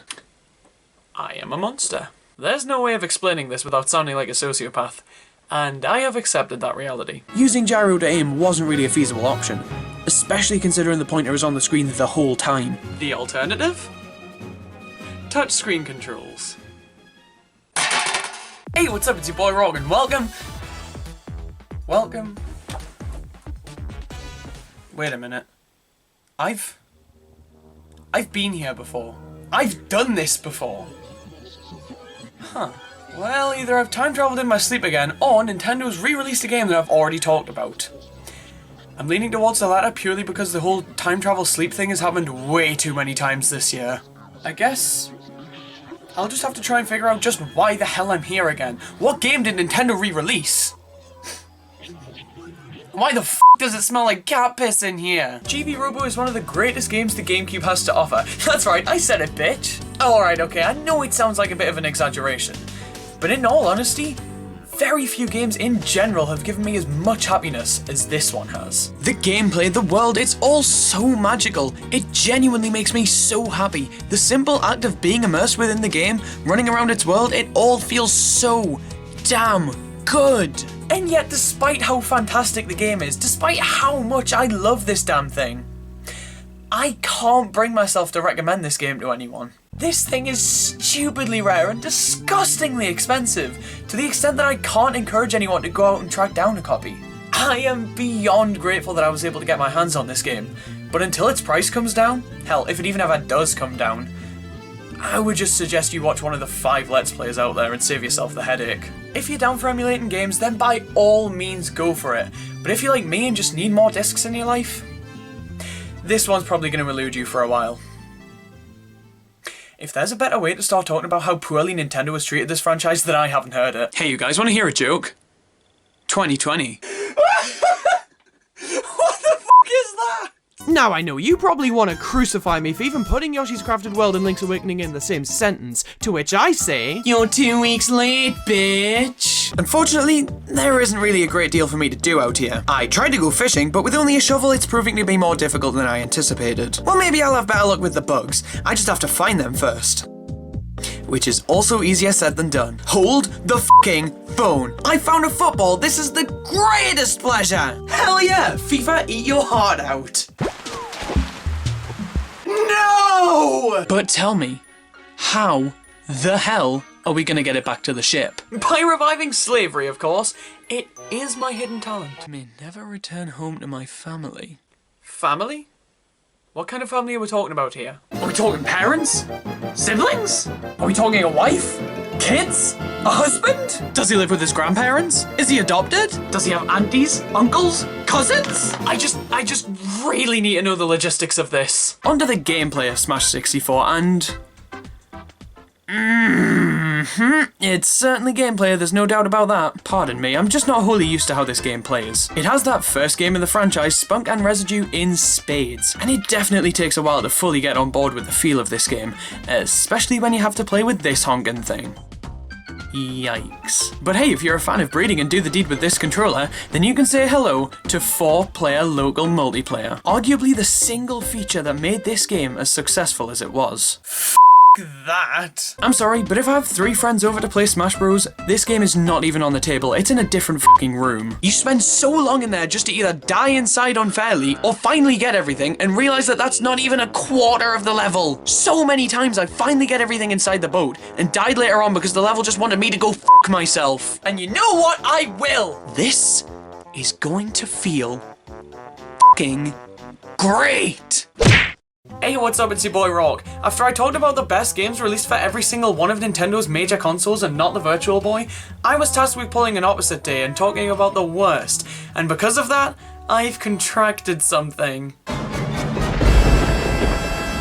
It's a bitch. I just don't understand how games can be so terrible. I'm not one to pretend like I'm better than any game devs out there, but if I was making Chibi Robo Ziplash, I think I'd notice that this was the biggest heap of horse shit ever conceived by man before I thought, I should release this. No! You shouldn't! A lot of times these releases include some special goodies. The best example is the Bug Fables physical edition. It comes with a papercraft diorama, spy cards, a soundtrack CD, a pin set, and an entire bee. Now this might just sound like a limited edition, but the standard edition is also a limited edition. What a world we live in. The music is great, but I can't deny that it feels a little off. It doesn't really fit the game all too well, purely because the music is so much better and so much more interesting than any of the bland, generic, boring-ass locations that they're found in. The music is so unique and good, but the levels themselves are the Paper Mario equivalent of white bread! I can't do this anymore. I just can't. I've tried to be kind to this game. I've tried so hard to find things to enjoy, but every single thing I like about this game is completely overshadowed by the absolutely baffling decisions made with every other aspect of the game! So fine, you win. You want me to play you? You want me to talk about you? Then fine, but I refuse to dance around my opinion anymore. You want me to be critical? Then it's time to get fucking critical! The game was in development for roughly 4 years from start to finish, which is a hell of a lot longer than I expected. So, was it worth it? I own one of only 60,000 PAL copies of this game. What do I do with this information? Alright, sir, before you buy this mansion, we're gonna need a down payment. No. Yes. No. Yes. Get the fuck out of here. I didn't want the mansion anyway, Maxwell. Why would I when I can play Chibi Robo all day? Who needs shelter? Daisy is first on the docket, so I hit her with a swift, can I help you? And do I have good news for any and all rejection fanboys out there? Because she doesn't seem to need my help right now. Meaning I have no other choice than to ask Freya. Damn it, Daisy, be in distress next time so I don't have to pretend to care about Freya. I'm not a Fire Emblem guy, or a Tokyo Mirage Sessions guy. And I guess I'm just not really into that. The Sagittarius, which is mandatory, and was a gift given to Olimar by his son. Wait a minute. Oh my god, he fucks. This guy fucks. Breaking news! Captain Olimar from the Pikmin series has probably fucked more than you. Also, there's a tsunami, but this is not the fucking time! You hear that? The world's gone to shit. Super Mario Bros. 35 was a digital download, meaning when March 31st passed, you couldn't get your hands on it. But that's fine, because if you still had it downloaded, you'd still be able to play it, right? Well, to answer this question, here's our nearest local Super Mario 35 player. But look on the bright side, Nintendo was re-releasing GameCube games on the Wii, and Chibi Robo is one of them. Go to hell, Nintendo! Beep beep, another sequel coming through, so how did Nintendo f*** this one up?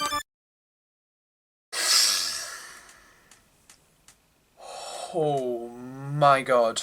Now, if you want something on the complete opposite end of the quality spectrum, yeah. This is probably the worst game reveal in recent memory. It was a teaser that only showed space and a logo for a brand new game that isn't from a pre-established franchise that was the first new Bethesda IP in over 20 years. Good God! But it's fine, guys, because 3 years later, the game got another trailer that revealed absolutely nothing more than the original teaser. Bethesda is doing God's work. Hey, are we at the right place? Thanks to candle wax and pizza. Must be here. Oh, hey, what's up? It's your boy Rawk. Hey, what's up, Rawk? It's your boys. Hey, don't be a bitch. Introduce yourself. What the f did you think I was trying to do? Whoa, whoa, whoa, whoa, whoa, whoa, whoa. Let's settle down here. We'll start with the one not wearing glasses. Guess I'll start then. I'm Carson, EA employee by day and McDonald's chef by night. You guys are considered chefs? It is astounding how much you can bend that definition. So, what do you do at EA? Oh, I'm in upper management. Huh, so can you stop all of the employees from being abused? Not even a little bit now. Great, how about you? I'm Maxwell, but you can call me Well. Really thought you would have swung for the first half. We did not mention that name in our family. Alright! Wait, don't I know you from somewhere? Probably not, I don't leave the house much. Wait, are you the idiot who tried to buy a house with a copy of Chibi Robo? The offer still stands. No! Worth a shot. So I'm guessing you guys are here for the party? Yeah, so is everyone who's coming? Unless we get burgled, then yeah. Huh. We were kind of expecting there to be some... girls. What could have possibly made you think that? Well, somebody can't read Comic Sans. I'm font blind. You poor bastard. Don't patronise me, bitch. Just tell me what the fucking pussy says. What the hell does this mean? It means we're playing games that are older than you. Oh, like Sonic Boom? That came out 7 years ago. Yeah, and I'm legally 6, so what's the problem? I specifically said on the invitation, no Sega games. Why?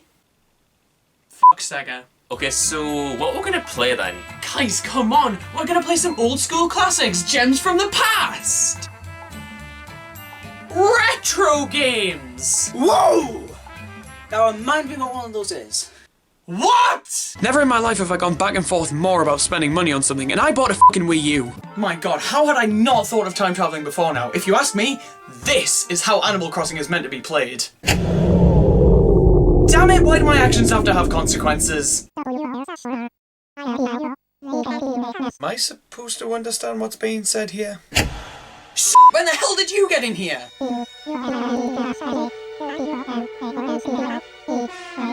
But your rules were driving me insane. That's no life. Doing the same meaningless tasks every hour of every day. Nobody deserves to live like that. And my name isn't Rick!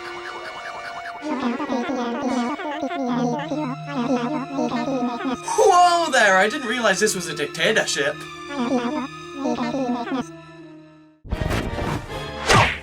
Ugh! Jesus Christ, he hits hard. Ugh!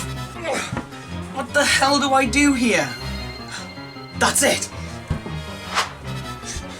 If you're so concerned about doing things your way, then surely you wouldn't mind spending the rest of your life in your own board game.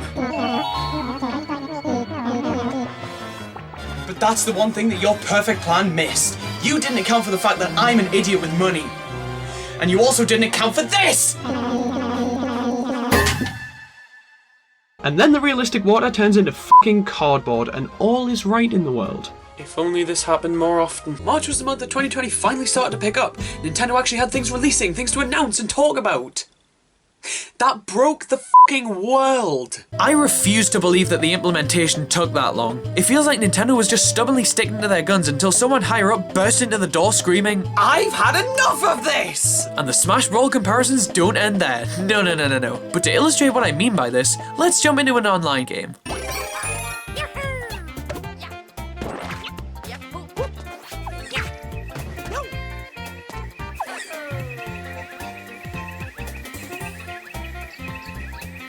Splatoon 2, a beautiful, fully 3D shooter with 8 players that sees ink flying all over the screen with an abundance of complex mechanics in any given match, runs flawlessly online. Mario Kart 8 Deluxe, a stunning 3D kart racer with 12 players, breakneck speeds, and a smorgasbord of items on screen constantly, runs almost perfectly online. Super Mario Maker 2, which need I remind you can literally have NES graphics, and sees podgy Italian man go left, right, up and down, runs like piss! Hey, what's up? It's your boy Rawk. I did this really neat thing today, where I bought 46 copies of Metroid Samus Returns.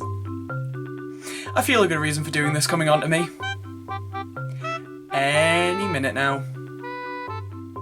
Yeah, that'll do. You see, a lot of people seem to really want this game right now, and I'd be more than happy to provide. So let's go pop these suckers on eBay. Now, of course, I want to make some sort of profit here. I bought these for £30 each, so I think the only reasonable thing to do is to sell them for 75. And now all that's left to do is to sit back and wait for the money to start rolling in. And while I do that, it seems that my soul has decided to go for a walk. I fucked up, didn't I? Yup, it wouldn't be a Nintendo system without an original Zelda. Sure that we had Twilight Princess, but that was just a GameCube game. The only original mainline title came out in the final year of the console's existence, so what do we have to hold us over until then?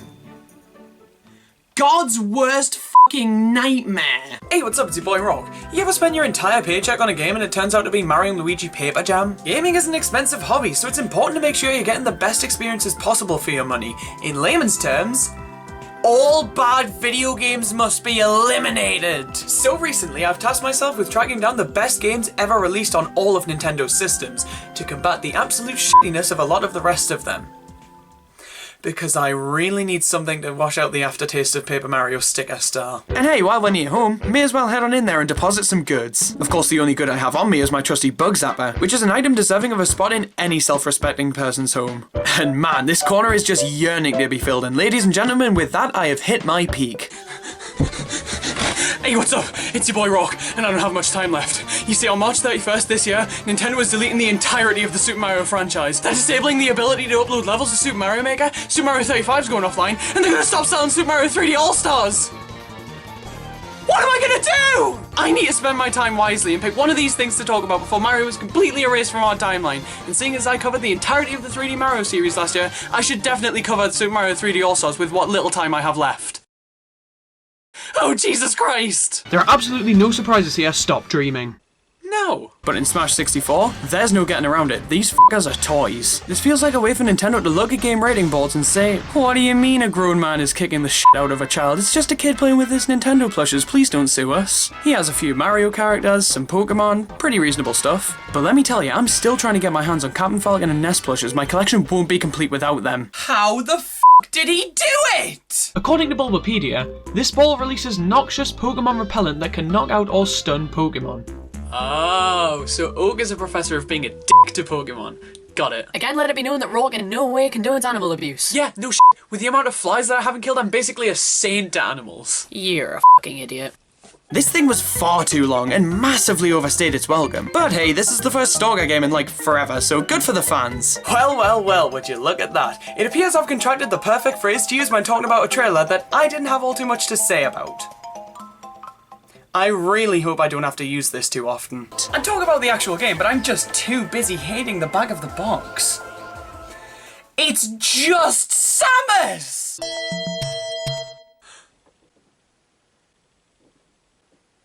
Fucking fine, it's a new species. The final headline game Nintendo flaunted was Mario & Luigi Dream Team. Who are you trying to fool? Much like with Luigi's Mansion 2, you cannot convince me that this game was supposed to release in tandem with the Year of Luigi. Wanna know how I know that? Oops! So you know what? Fuck it, I refuse to count this one. It stars Mario and it tastes a little bit too much like a bad game anyway, so move over mediocrity and make way for the actual third Year of Luigi game. Dr. Luigi. This is the most confusing asthma attack I've ever had! You know, I should really play the other Paper Mario games. I don't actually own any of them. Let's see how much the original two are going for.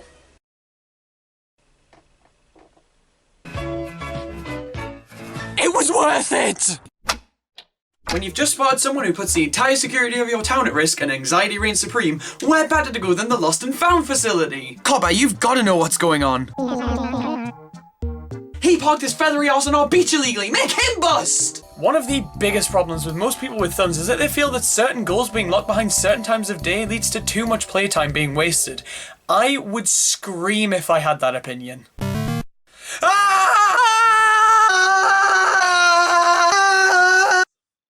But this is what we've all been waiting for. We're finally getting a look at The Legend of Zelda Skyward Sword HD. Great. Okay, now it's time to finally get a look at The Legend of Zelda Game & Watch. God fucking damn it, I want that stupid thing so badly. I'm a bitch. Now it's finally time to see The Legend of Zelda Breath of the Wild 2. And holy fucking shit, this game looks amazing!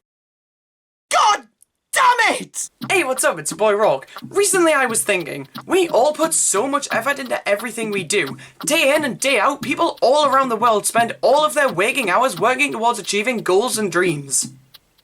But why? What's the point in all that? Why should I put effort into something that I want done? Because at the end of the day, there's always someone that'll do it for me eventually. And that is the worst part of all of this. I don't want to play this game half the time. Even though the overall gameplay is so enjoyable and the levels are so fun to explore, I can't look past how infuriating the battle system and everything surrounding it are. They genuinely hurt what could have been such a good game. I wanted to like this game so badly, and so many of the things that it does have to offer are great. I do like a lot about Paper Mario Color Splash, but the elements that bring it down really bring it down. But to answer the question, is Paper Mario Color Splash a bad game? No, it isn't. Actually, to some extent, I'd argue that it's a good game. It's just not a good Paper Mario game. If you're able to get past the abhorrent battle system, the complete lack of difficulty and skill required, and the utter blandness of the story, then yeah, you've got a pretty good time on your hands. Hell, if they fixed the battle system, this might be on par with the original game. But as it is, it's just woefully disappointing. And it didn't need to be. And that's probably because they misspelled colour on the PAL release of the game. You Americans can continue to not believe in the letter U, but over here we have standards. I mean, come on, Sonic Colors managed it perfectly fine, but Paper Mario Color Splash? Do you have no shame? The lovable clips we've been trying to help all this time designed our mortal enemies. Turns out though, they were designed to be friends with Chibi Robo, until Macroware Incorporated decided, you know what, Bloodlust would be funnier, forcing Mr. Sanderson to quit the company. With twists this good, who needs other forms of entertainment? Doshin the Giant. Doshin the Giant? How the hell do you pronounce that? Doshin. Well, that seems conclusive enough for me. Doshin the Giant released on the Nintendo GameCube on September 20th, 2002 here in the UK, March 14th, 2002 in Japan, and July 33rd, 2000 never in the US. That's right, f*** you, Ohio, what do you have? Ooh, look at me, I'm Ohio, I have Q before survival of the fittest. Well, we have Doshin the Giant, bitches! Speaking of massively disappointing moves, yep, this happened. Hey, what's up? It's your boy Rawk. I have a cat now! And to celebrate the occasion, I also bought Mario Maker 2. It came out today, so why the hell not? I'm gonna let the cat outside while I spend some quality time with my brand new game. Yeah, I'll let her back in for food when the game gets its first update. Let's check out what's in store for the latest update. Oh sh**, the cat! The number 1 Ionium jet is a mandatory part with a f***ing brilliant name, and is a jet that helps propel the ship through space. No. For quite a while there, this series was just as, if not more prominent than Paper Mario, seeing its last original game released in 2015. There were also 2 remakes on the 3DS, which is treatment that not even Paper Mario ever got. So all was looking up for this series. Oops! Even after all this time, I can still look at the roster and stage selection and say, have I met you? Paper Mario is a stellar experience, and it might even be my favourite N64 game. Now, do I recommend anybody else try to hunt down and spend their mortgage on an original copy? This game is absolutely worth your time, and it immediately sunk its teeth into me.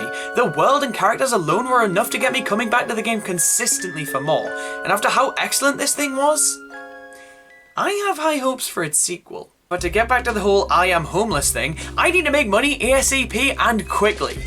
But I don't know how I'm gonna make that money. I mean, I could sell the game that I've just played, or I could work for money. That's fucking ridiculous. I'll just wait for a pyramid scheme to rear its ugly head in. Wait just a tick, I should invest in the paper industry! That thing's been booming since the release of this game, and to think I almost sold my credibility. And with that foolproof plan, I'm on my way to living in this place slightly more legally. Oh, come the f*** on! Now that we've met all of the villagers in our town, there's only one thing left to do. Let's get them ranked. Daisy is a solid A. She's been nothing but kind to me, and she seems like the kind of dog who I could trust to not lick my toes. Hambo, also great. He's the kind of guy who'd always be trying to put a smile on my face, and even if he failed, I'd appreciate him for it. Tabby's alright. She was very welcoming, but she's giving Rover a run for his money in the realm of people who I think would drool on me. Sven is in the stay away tier, purely because I don't want to scare him into a coffin. And if I were to rank Tortimer, he'd go here too. Freya is the worst. She said one negative thing about me and I will forever hate her for it. She belongs in the f*** tier for sure. And Camofrog. He is by far the best villager in this village. I mean, sure, he can be a bit cranky, but come on, it was before 11 in the morning. Who could blame him? He's sitting comfortably in the relatable tier. And Tom Nook. Shit, I should probably get back to work, shouldn't I? The radiation canopy. It's a helmet for Olimar's helmet. But what if his helmet doesn't have a helmet? And then we have board the platforms. Huh, I never really got this mode. Once again, every character has their own stage, but I don't know, I just never really found this mode to be all that interesting. That's code for I fucking blow at this mode. The speed boost is back, everybody, but only after you've beaten the game because you couldn't possibly use it before then, it just wouldn't work. So all of the items return from the original, right, Rawk? Well, 3 out of 4 is close, but it's not 100% f***o. The Pester Ball didn't make a return, probably because poisoning living creatures isn't the hip thing to do like it was in the 90s. I'm not repeating myself. Now I'm still waiting for my patent for this phrase, so consider yourself lucky. This is the last time you'll hear me say this game works on a day and night system without me owning the phrase. What is it with me and playing GameCube games that revolve around the sun? Alright, it's time to take the shovel for a spin. If it survives the rock test, then it was truly a worthwhile purchase.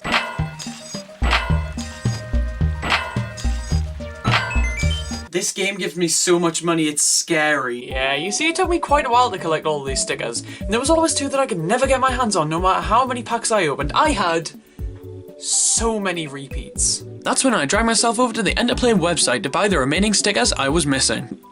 This was back when they actually acknowledged the thing's existence. I ordered these 2 stickers from their website, and I waited. And I waited. And when did they arrive? About 14 minutes ago. Well, after talking about all these games and series, I can say without question that I wholeheartedly failed my task. I just can't help it, man. The fact that we might never see any of these franchises ever again, it's enough to make a grown man cry. Which is still against the policy no matter how just it was. I mean, if I manage to wipe all the tears off this game, then I might be able to get away with it. I mean, come on, there's no evidence that I just spent the past 12 minutes crying about a tiny robot in a buff spaceman.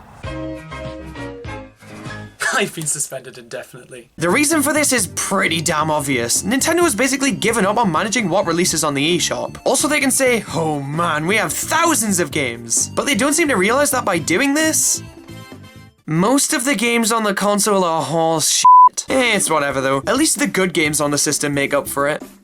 Actually, I don't know if they do. It's absolutely baffling to me that so many terrible games can be released on every single console. I get that people don't make bad games on purpose, but even still, how are there so many garbage games? But all of these bad games do have at least one thing going for them. They make for fantastic boomerangs. Allow me to demonstrate.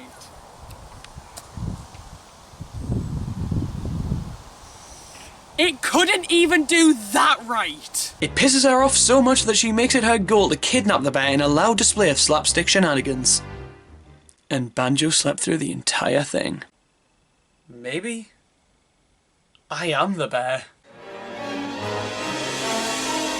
Nope, I'm just a lazy sack of shit.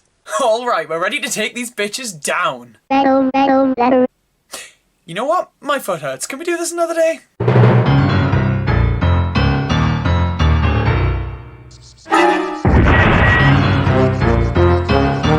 How the f*** is a game called Chibi Goddamn Robo about to hit me with an intense boss fight after just hitting me with a story that's better than Breath of the Wild? How? There was yet another partner showcase this month, and this one was great.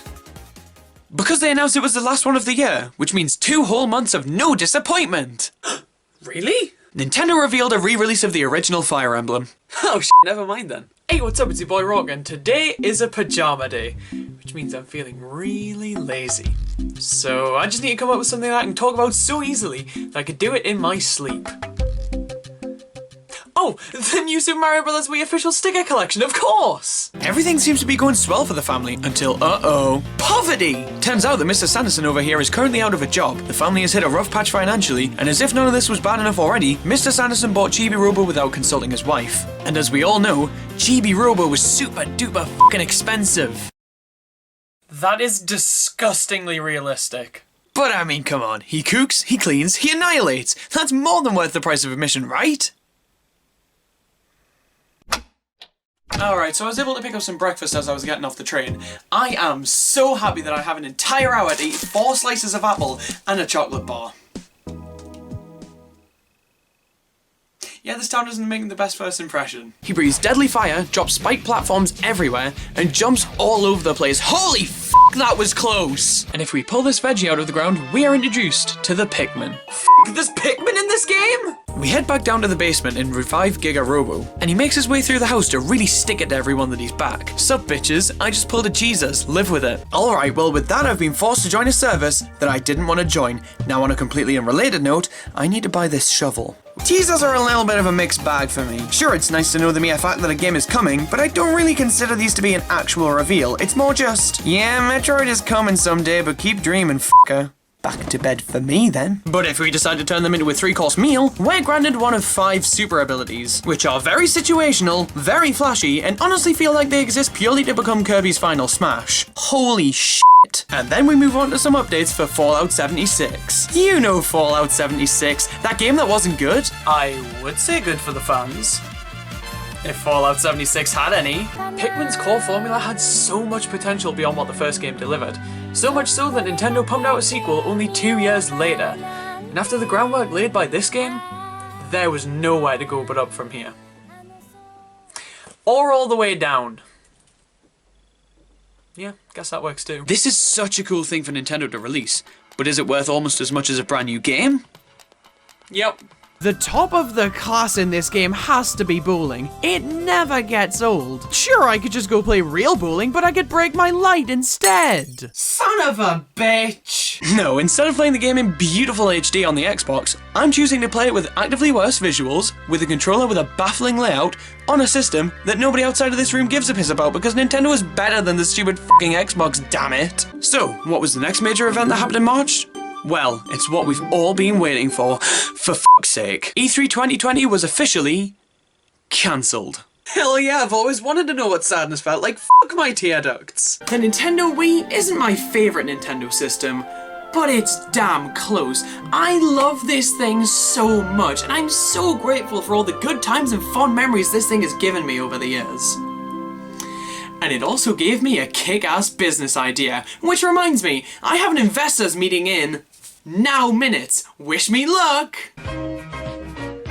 What do you mean you don't think this is a worthwhile investment? What part of putting grapes in bread buns doesn't sound fucking delicious to you? I mean, come on! This is absolutely... Never mind. You're right. I lost a hell of a lot of money on that. But the last series that is still going strong to this day is undeniably the sports series with the most consistently high quality of all of the Mario sports games. It's really underwhelming that I have to follow that sentence with golf. Mario Golf is widely considered to be the best of the Mario Sports series. I mean, there hasn't really been a bad entry yet, and within this series, there is one game that is universally considered to be the greatest, potentially the best Mario Sports game to ever release. Nintendo! Camelot!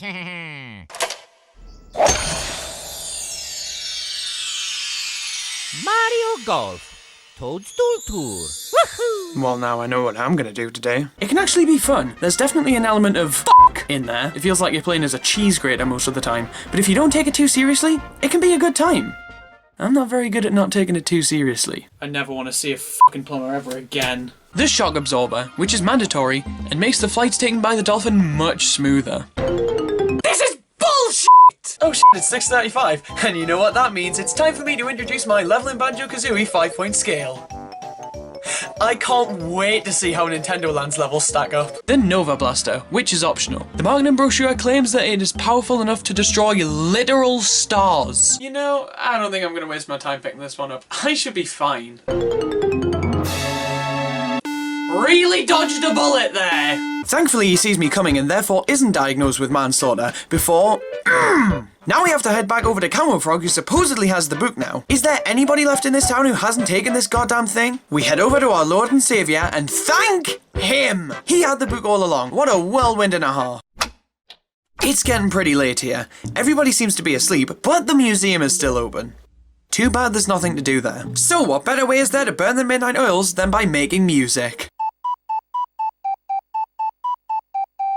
And with that, Robodome is peaked because there is no town that's any better than us now. And there's also no way that we can get any better after such a momentous development. Man, I wish someone was awake to hear my composition. Oh well, I'll just have to wait until never mind Hambo is awake! Lay it on me, buddy. What do you think of it? And this is why we can't have nice things. In this magical land, we have to run away from dark matter on our quest to get from here all the way over there. And at the end, we face off against the Sphere Doomer. Or if you're good enough, 2 Sphere Doomers. And they say Kirby's a kid's game. A 3-year-old couldn't take on 2 of these. That's fucking ridiculous. Hey, what's up? It's your boy Rawk. I'm so nervous. I'm about to host some sort of award ceremony, and I thought I was prepared, but now that I'm backstage waiting to get booed at, I don't think I can do this. I think I need to do something that would usually calm me down. So, let's say I was going to talk about video games. That usually puts me in a good mood, and let's link that to my speech about the greatest accomplishments of the past 10 years. If I was to do that, then it would probably sound something like, oh, years are the best. I wish I could talk about 10 of them. Oh boy! I absolutely love a good life simulator from time to time. There's an undeniable charm to them, and whenever a new one releases, there is always one series that they're compared to. One series that to this day remains unchallenged for the life simulator throne. Bubsy. There was also a partner showcase this month, which I care about. Bullshit! I'm gonna neglect to care. I'll think about helping the villagers out later, but for now, it's been a solid 4 hours since I've eaten, so I'm gonna see if I can find any food anywhere. In Animal Crossing, every town has its own native fruit, whether it be apples, pears, peaches, oranges, or cherries. Robodome is known worldwide for its cherries, and I'm gonna take an equally hearty huff and puff to get some of these suckers down from this here tree. Consumption strikes again, but I'm more of an apple guy, so I think me and the cherries are gonna leave it as a one-night stand. Contrary to popular belief, Chibi Robo does not have a tail, but instead a plug. Surely a revelation that will have you checking your nearest cat in a blind panic. And of course, the story. There's no explanation whatsoever as to why any of this happened. Probably because... well, how the fuck would you explain this? I think the end credits try to explain it. Doesn't work. The reveal of a video game, while not the most vital part of a build-up to a game's release, is incredibly important, and watching a great reveal trailer for a game is a magical experience. But a bad reveal does not mean a bad game, and a trailer in the middle of the build-up can absolutely change public opinion and make a game look absolutely great. I think Super Mario 3D World is the perfect example of something like that. But at the end of the day, first impressions do matter, and as such, the reveal of a product matters. And honestly, I really wish I didn't pre-order Air Rebound because the reveal trailer made it look so much better than it actually is. I mean, come on. This thing was not worth the hype, and also, it isn't even compatible with my lungs! I should have just waited for reviews. He spits out the final ship part, the secret safe. we did this for a fucking piggy bank. You know what? Fair enough. Hell yeah, this is the most beneficial cult I've ever been a part of! Fuck! Which is why most of the games in this era just throw you straight into things because, well, they expected you to already know what to do. You were supposed to read the instruction booklet in the Bible. Pick any year out of a hat and I guarantee there were at least 14 Kirby games released in it. I guarantee it. This was all fantastic, but stay with me now. Where was the game? Why? You guys know me. You know why my priorities lie. So let's take a gander at how the Mario series was represented. Fucking shit! There were so many Mario games on the Wii, and every one of them was fantastic in Mario Party 9. Mario Kart Wii, one of the most fun and frantic entries in the Mario Kart series. Mario Party 8, a game I will defend with my life. You missed, bitch! I think that was worth the 2-year wait. Square Enix may have blew, but Ubisoft and Microsoft did a really good job, and Nintendo blew everyone out of the fucking water. And after a year with nothing like this to get excited about, it feels so damn good to have E3 back. Everybody brought their A game this year. Apart from Square Enix, and most of these presentations were better than what these companies had to offer in the previous few years that have had E3s. Again, apart from Square Enix. So overall, if you ask me, E3 2021 was really damn good, and I am so happy to finally have it back. Wait a minute. They didn't reveal a new Chibi Robo game, did they? Well, we might as well make a meal out of it. Bon appetit! But enough of what the game doesn't have, let's take a look at what it does have, starting with Super Mario 64. Hello! Remember Banjo-Kazooie in the Rare Replay collection that was altered to be widescreen? Remember Banjo-Tooie in the Rare Replay collection that was altered to be widescreen? Remember Mario Sunshine in the same fucking collection that was altered to be widescreen? Remember Mario 64 in this collection that said fuck you and stayed in 4x3?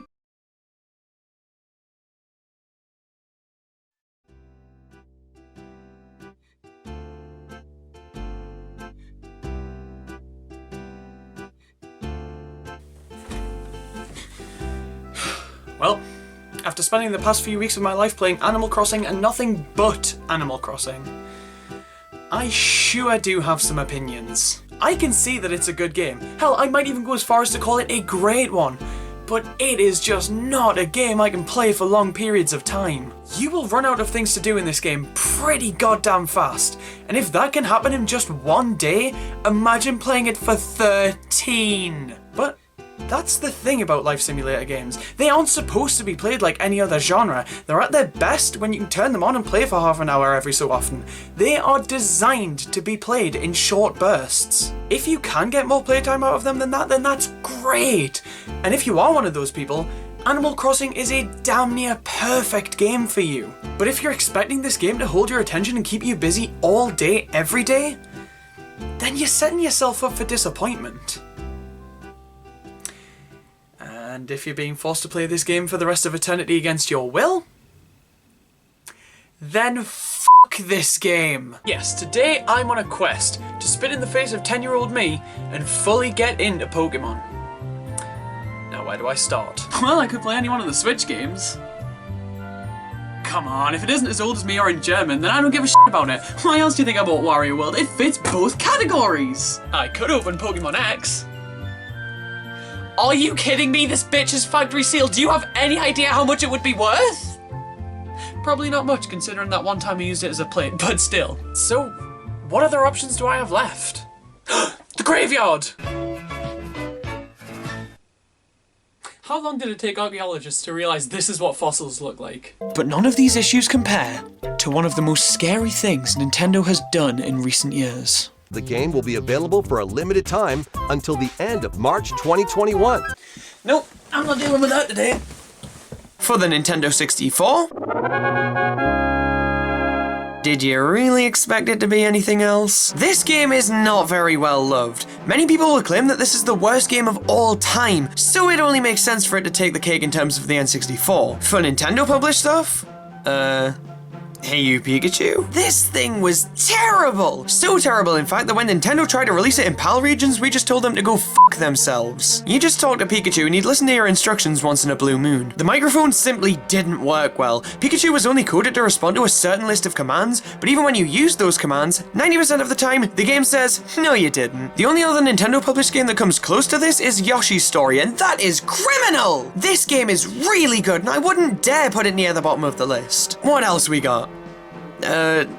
Dr. Mario 64? Yeah, Nintendo didn't publish a great deal on this system. Super Paper Mario is obviously a hugely different experience to the games that preceded, and for many, that's enough for them to disregard it.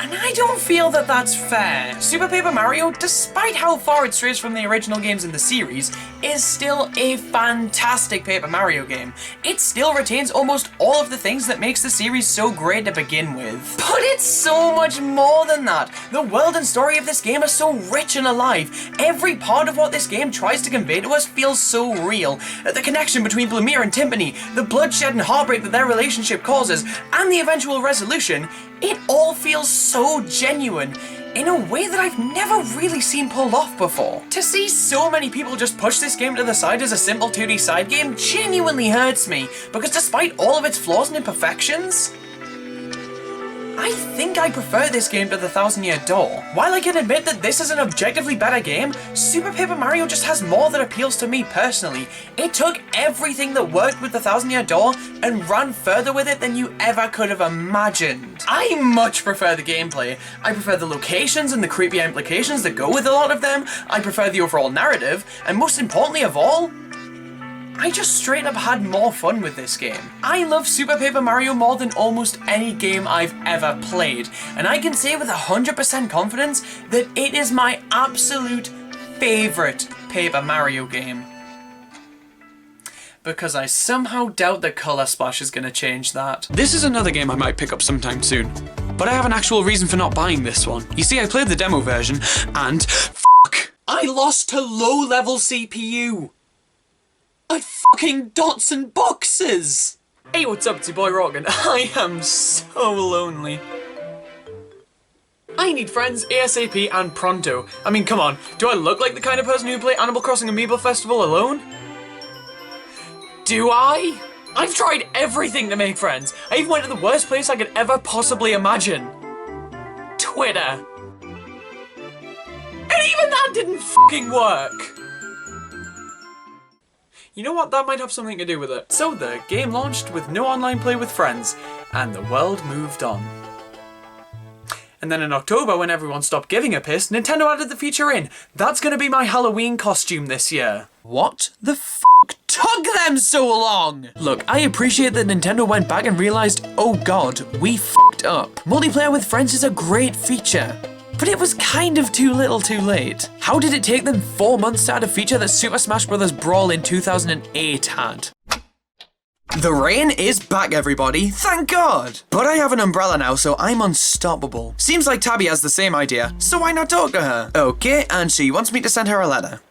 The paper would get soaked. But she calls me a pill, and little does she know that I have deep-rooted family history surrounding that word, so I am taking this very seriously.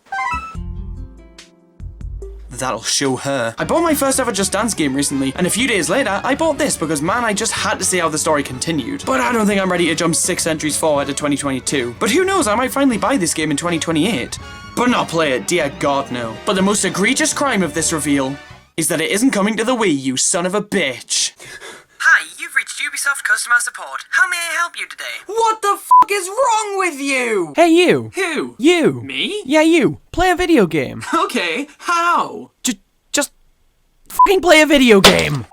Ah, I only have 1,000 bells. Have you ever heard of not harassing the poor? I hear it's pretty in these days. Oh god. This can't be good. Oh god, I never thought my life would be ended at 7:43 AM. I was not prepared for this! Everything I've ever known is a lie. We cut to the gang having a barbecue and generally just enjoying their lives after emerging victorious. Wait, fuck, we never actually killed her. Oh, son of a bitch! More fun robbery, how else would I spend Christmas? But an even better question is how would I spend New Year's?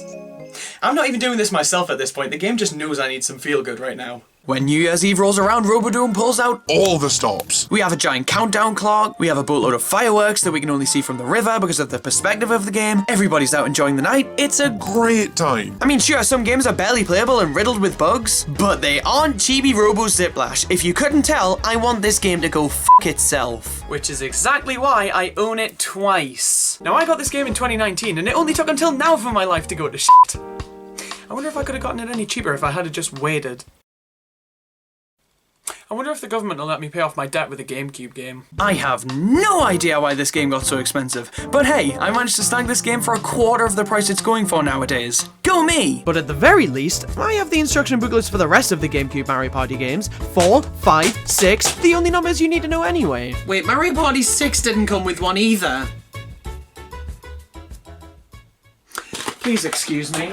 So, tell me where it all began. Mario Party 6! Now obviously, this series could make a comeback. It's not as if there's any licensing issues or trademark disputes. Oh god, I hope Nintendo still has the rights to make Mario and Luigi games. Now when it comes to Smash reveals, for my money, I'll take Brawls any day. But let's be honest, you could say that with any aspect of Melee. I take Brawl's competitive scene over Melee's any day. I'm enthralled by things that don't exist. Captain Olimar. And it's not long before we see his defining character trait. Fucking everything up. Now this image right here made me think, the monkey is back, bitch! But it turned out to be Monkey Ball. So I wasn't wrong. I mean, come on, look at this and tell me that this doesn't look like it's about to announce Donkey Kong. Also, B. Well, there we have it. We've wrapped up the first use of my level in Banjo-Kazooie 5-point scale. And I can't wait to see its long and expansive career. But if I'm gonna play a golf game, then I'm gonna play it right. I can't just half-arse this. I need to play this game like my life depends on it. Hey everybody, as someone who was briefly diagnosed as Dwayne The Rock Johnson, I am obviously the most capable person of telling you how to play golf. Now playing golf correctly requires the proper clothing, and I will accept nothing less than a white t-shirt, black shorts, and absolutely zero footwear.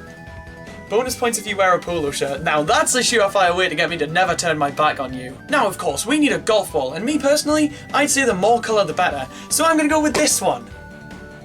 This should be perfect. Now obviously it just wouldn't be golf without a golf club. And you won't find a better golf club than this thing. And the final thing we need is the most important part of the entire ensemble. A backwards cap. It'll really help your technique. Now many people choose to play golf outdoors, but what does this look like, amateur town? No, we in the professional leagues prefer to play golf indoors, but I wouldn't expect any of you basic players to understand that. Only this DLC looks substantially more fun than the main game, and saw the return of many Pokemon that were cut from the national decks in the base game. Bring back the National Dash Awards! It's about fucking time. I missed you, you antagonistic prick. Most forms of plastic that supplement the video game experience are scalped to near extinction. Now you may be absolutely befuddled by me suggesting that consoles and controllers merely supplement the experience, because, I don't know if you were aware, they're pretty damn essential. But no, I'm not talking about these. I'm talking about these. Completely different, are they not? Peach crushes Francis's computer and to a greater extent, his aspirations, and in response he tries to kick our collective ass. And wouldn't you know it, people who spend all of their time playing video games aren't too great at fighting. Oh, I am gonna kick your... They could have added more course elements, and for Christ's sake they could have added a new style. The extra game styles tab looks sad and lonely. The title is plural, and yet there's only one game that's awkwardly off to the left with room for another, but Nintendo never added one and never will add one. What was the point? After that we saw Wii Fit. What do you mean I'm obese? I mean... I guess it checks out. This came bundled in with the balance board. Nintendo, you're lying. I can't balance on this. The fucking light again, damn it! So the game launched with no online play with friends, and the world moved on. And then in October, when everyone stopped giving a piss, Nintendo added the feature in. That's gonna be my Halloween costume this year. What the f*** took them so long? Look, I appreciate that Nintendo went back and realized, oh god, we f***ed up. Multiplayer with friends is a great feature, but it was kind of too little too late. How did it take them 4 months to add a feature that Super Smash Bros. Brawl in 2008 had? Also, let it be known that you can drown a Psyduck. Shit, I need another N64. By playing rock, paper, scissors. Please excuse me, I've made an unforgivable mistake. We play Stony Sheety Cuddy. Feel free to take my freedom of speech, as I clearly don't deserve it. The apples make a return, but now they're called fluff fruit, giving them a much less beat the f*** out of wildlife feel, which I can respect, but not agree with. I just want to make a pincer miserable. But with modern games, they don't fluctuate in price nearly as much. They're almost always readily available brand new for retail price in the nearest shop to you. The nearest shop to me only sells nicotine gum. Well, since my golf skills are on par with Sonic Force's quality, why not piss off to the side modes, a staple of the Mario Sports series, and something that's best played with friends. But seeing as I'm lonely, I'll be tackling these suckers from a single player point of view. But we can't read the hieroglyphs, so we try to look for any sign of intelligent life. Keep looking. Flipping the page, we have bosses, and oh f***, the kingdom is in trouble. Oh, that makes sense. The kingdom isn't in trouble. It's completely fucked. So because I've got nothing better to do today, I think it's finally time that I played this game. I mean, what else would I do? Contribute to society?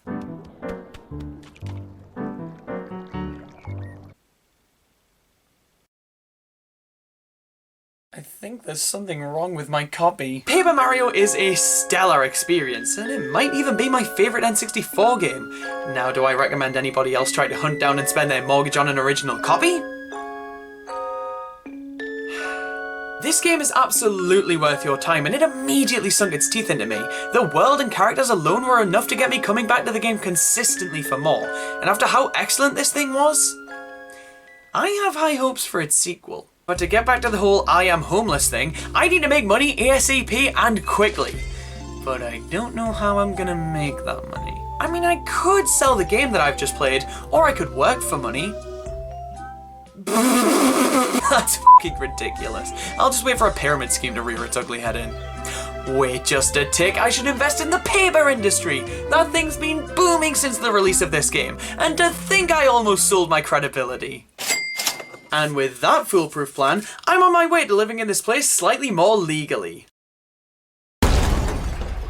Oh, come the fuck on! I played this game when I was younger and absolutely loved it. But I haven't played it since, which means that all of my good memories with it are absolutely drowning in... Son of a bitch, I thought you were gonna say mayonnaise. This game is definitely the black sheep of the Paper Mario series.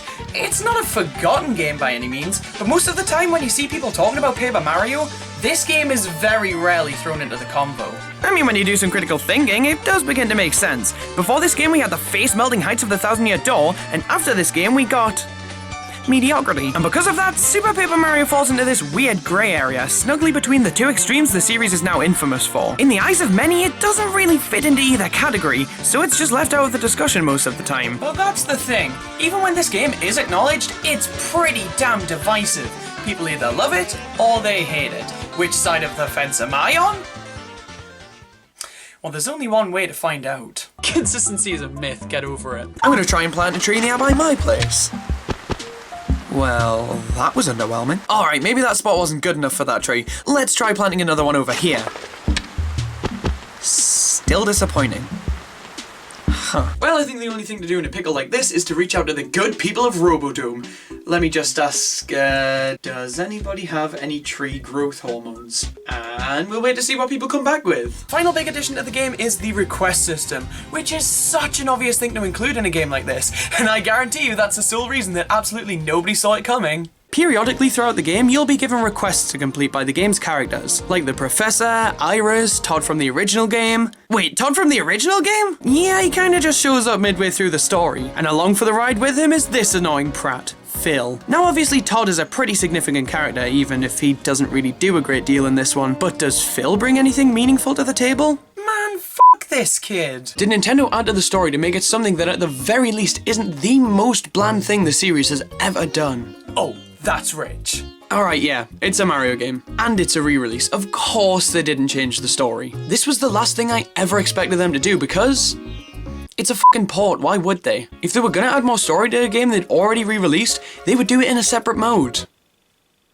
Oh, we'll get to you. They definitely wouldn't straight up alter the story they already had in the base game, and I wasn't expecting them to. So that just brings into question whether or not it was fair for me to bring this up if I knew it was going to disappoint me still, and my official response to this allegation is... you're damn right it's fair, this story fucking stinks! I couldn't wait to get my hands on this game, and when the release day rolled around... what do I look like, someone who does this? Was it because of this? No, I bought that in October. Maybe this? I own a Game Boy, why would I need that? There really wasn't a reason that I didn't pick this sucker up on the 20th, but I did eventually buy it on December 30th. Jesus Christ! This game took a while to actually... exist, and it took me even longer to actually buy it, but hey, I do own it now. You make a level in Mario 1, switch to Mario 3, boom, seamless. It was gonna be the same shtick with 3D World, right, Nintendo? Of course it didn't work this way. That would have been too user-friendly. Nintendo needed to fill their monthly quota of fucking everything up. Why is this an issue? But Olivia doesn't know how to fold cranes. Hey, what's up? It's your boy Rawk, and... you see, I've had this thing lately where I just have to buy any and all paper-based products that I see. My wallet is screaming in agony, and it smells like debt is on the menu tonight. You see, it all started back in May 2020. Nintendo revealed a game called Paper Mario the Origami King, to which I said, well, I'm not buying this until I know how good paper truly is. So I bought some paper. And then I didn't stop buying paper. I've been at it for weeks. I don't know what's wrong with me! And then the Wii came along, and the instruction booklets were pretty much the same, but a lot less magic feeling. I mean, don't get me wrong, these things are still great, but they're just missing something compared to the GameCube. Sex appeal. And if we harass these logs long enough, well, allow me to introduce you to my husband. We have a special bond. You know, I might pick this one up sometime, but for right now I've got Sonic Forces to not play. I'm a busy guy. After we send our letter, it's time to go back and see Nuke, who docks my pay because I took too long. I couldn't have possibly been any quicker if I stayed in the post office any longer. Phyllis would have skinned me alive. So that was Nintendo's E3 Direct. Even if they only brought Breath of the Wild 2, it would have been up there compared to the rest of this year's shows. But because of this, and this, Nintendo wins by a landslide. My only complaint with this Direct was that Aonuma confirmed that there would be no other Zelda releases for the 35th anniversary outside of Skyward Sword, which is a major bummer. The least they could have done was port the Wii U remasters, but nope. That news absolutely blew, but it does not take away from how fantastic this presentation was.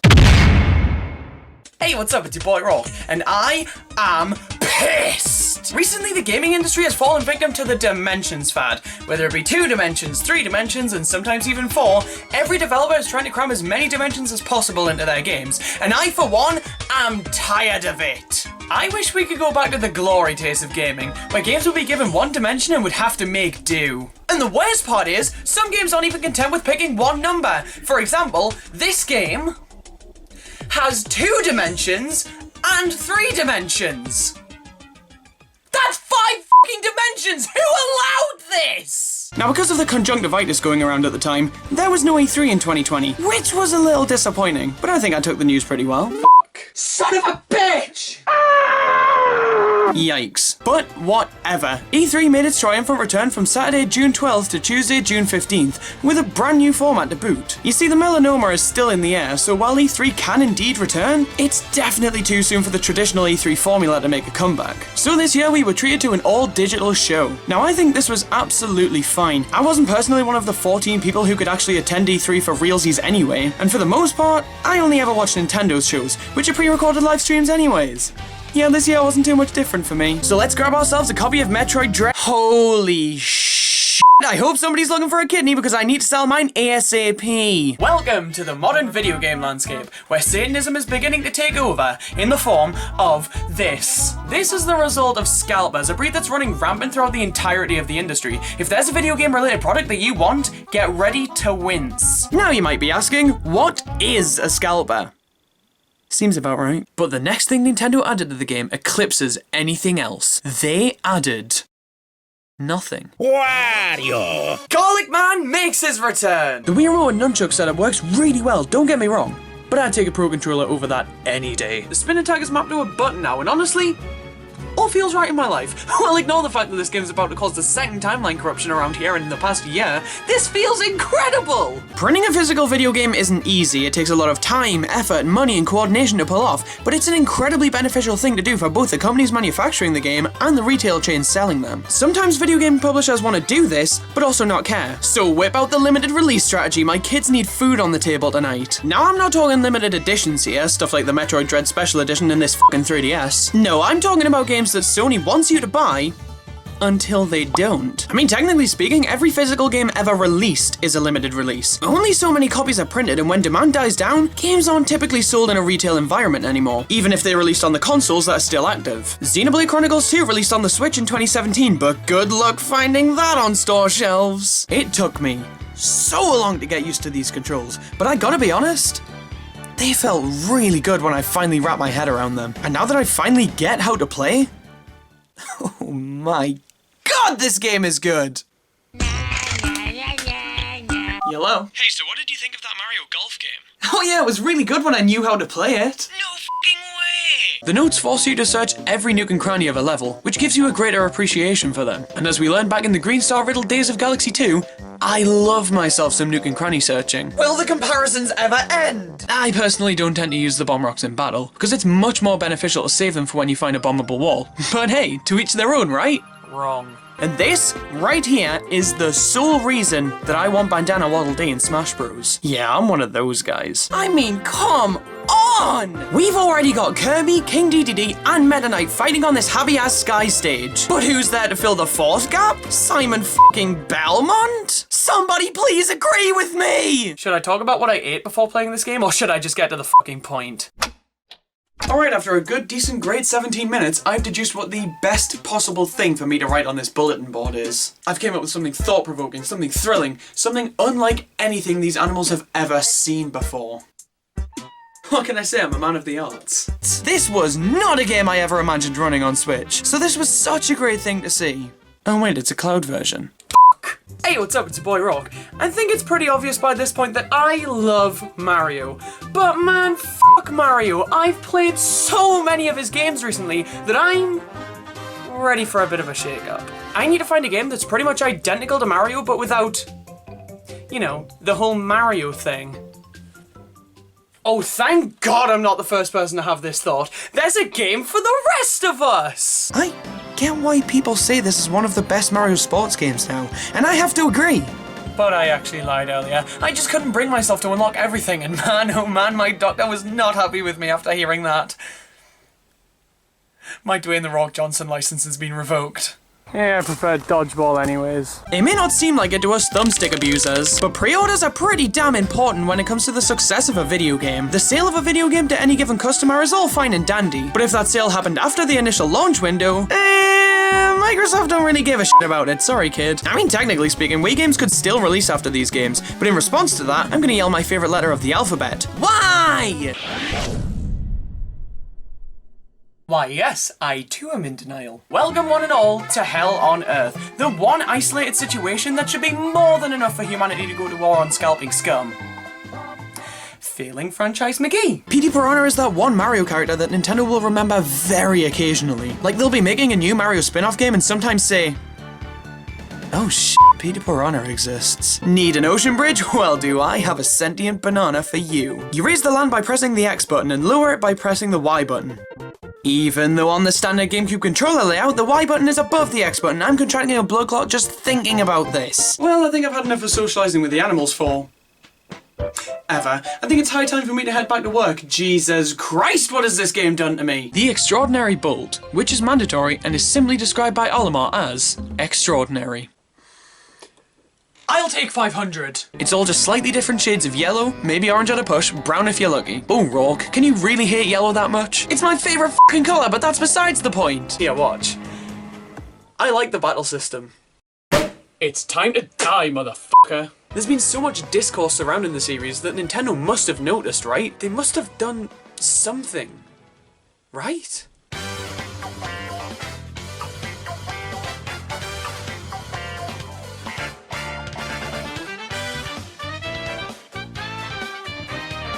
But hey, you give Banjo a bird, animate and orchestrate the most iconic video game opening known to mankind, and the dynamic duo become the headliners of one of the most beloved franchises in Nintendo's arsenal. A series that was truly deserving of getting new entries for years and years.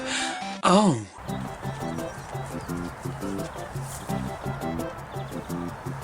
Hey, what's up? It's your boy Rawk. You've caught me at a bit of a bad time. You see, I'm currently out on patrol for a new organisation that I'm a part of. Around these parts we go by the name of... We're currently on the hunt for games and series that have been completely forgotten about. Franchises where the developers released a game and then stopped giving a 4 decibels later. I think we've got a live one. Come here, you son of a bitch! This thing costs more than my fucking house. Like, look at this level with the flip panels, or this one with the switch blocks, or Champions fucking Road. You cannot convince me that more than one person was supposed to be tackling these levels. Playing the game in multiplayer is chaos. There is no semblance of strategy, and game overs are abundant. And it's some of the stupidest fucking fun you can have with the entire series. Super Smash Bros. Is an excellent game, all things considered, but I actually didn't know how to pronounce its name for the longest time. It only took me until the intro hit me in the face with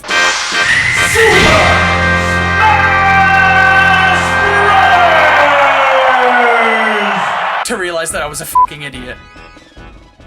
Maybe that has something to do with the fight that I got into.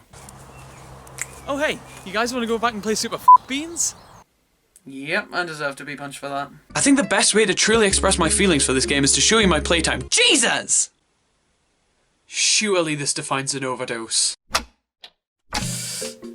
Alright, well I think I'm gonna hit the hay. I've been up for 18 hours more than I usually would have been. Everybody's asleep. Except Blathers. Everywhere's closed. Again, except Blathers. And there's just not really anything more I can do with only a t-shirt and a shovel to my name. Today was actually pretty fun, but I'd be lying if I said I wasn't in need of some sleep right now.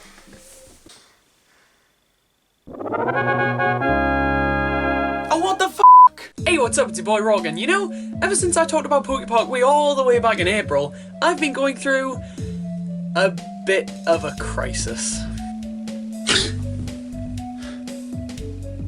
Did I just dream about giving a shit about Pokemon? That's the 4th time this week, and we're currently only 3 hours and 12 minutes into Tuesday! It's been a fucking disaster! So instead of seeking help, I've decided I'm going to succumb to my own bullshit and see if there's any conceivable way that I can give a shit about Pokemon. This is gonna sting. But on a scale of Paper Mario Sticker Star to Paper Mario the Thousand Year Door, I'd say this game is definitely Paper Mario the Origami King. Introducing the Master Sword power-up. The Master Sword item brought back the Link costume from the original game and added an entire moveset to it. This is perfect. This was the best way they could have handled bringing back a costume from the original game. The new moveset Link had was incredibly fun and interesting. It brought about so many options for level creation and theming, and it had the potential to expand beyond just Link and make Mario Maker 2 one of the greatest games Nintendo has ever made. Being so optimistic can be soul-crushing. I should try hating shit more often. I can't believe it! Peekaboo was real all along! And he brought his bloodstained twin with him. This must have been an absolute trip for kids in the early 2000s. Now, of course, you might be saying, but Rawk, weren't you a kid in the early 2000s? Well, yes, but if a console didn't have My Health Coach Stop Smoking with Alan Carr on it, then I refused to give a piss about it back then. My childhood rocked. The Ascent. This world is wicked! Fuck off! We have Enterplay to blame for the existence of this thing, and to say they have a strange track record is an understatement. Their website looks like it hasn't been updated since before this book released, but that obviously isn't the case, seeing as their most recent work is the Legend of Zelda collector tags, some of which being based on Breath of the Wild. So why does the website look like this? For me, video games as a medium have always been a way to get away from reality and fully immerse myself in a different world full of excitement and waddle-dees. So the whole concept of life sim games has never really made all too much sense to me. Like, why would you play a game where you have a house, a mortgage, furniture to buy, and fields to do a heaping helping of fuck all on, when you could do all of that in real life? I hate this. He's plotting something. I mean, come on, he washes up on our shore and immediately tries to buy our trust? Something's fishy about this guy. I fucking knew it! He seems to be planning something around Sven's house. Man, if he blinked at Sven the wrong way, he'd perish. I better go warn him. Luckily for me, he's right outside his house. But unluckily for me, he'd rather tell me about his get-rich-quick schemes than listen to what I have to say. Wait. Where the hell did Gulliver go? He's completely gone! My burglar sensors are going off the fucking charts. I need to go report this to somebody. Well, we're gonna have to move on to physical games, of which Balls of Fury is the lowest rated. Now, I have no doubt that this game is dreadful, but I don't care, because I believe the worst Wii games of all time are the two that follow Balls of Fury. Data design is fucking garbage. They've made 2 games in their entire history and just reskinned and re-released them as many times as they could. I knew I shouldn't have done it. All my life people have been telling me not to listen to giant robots, and this is what I get for ignoring them!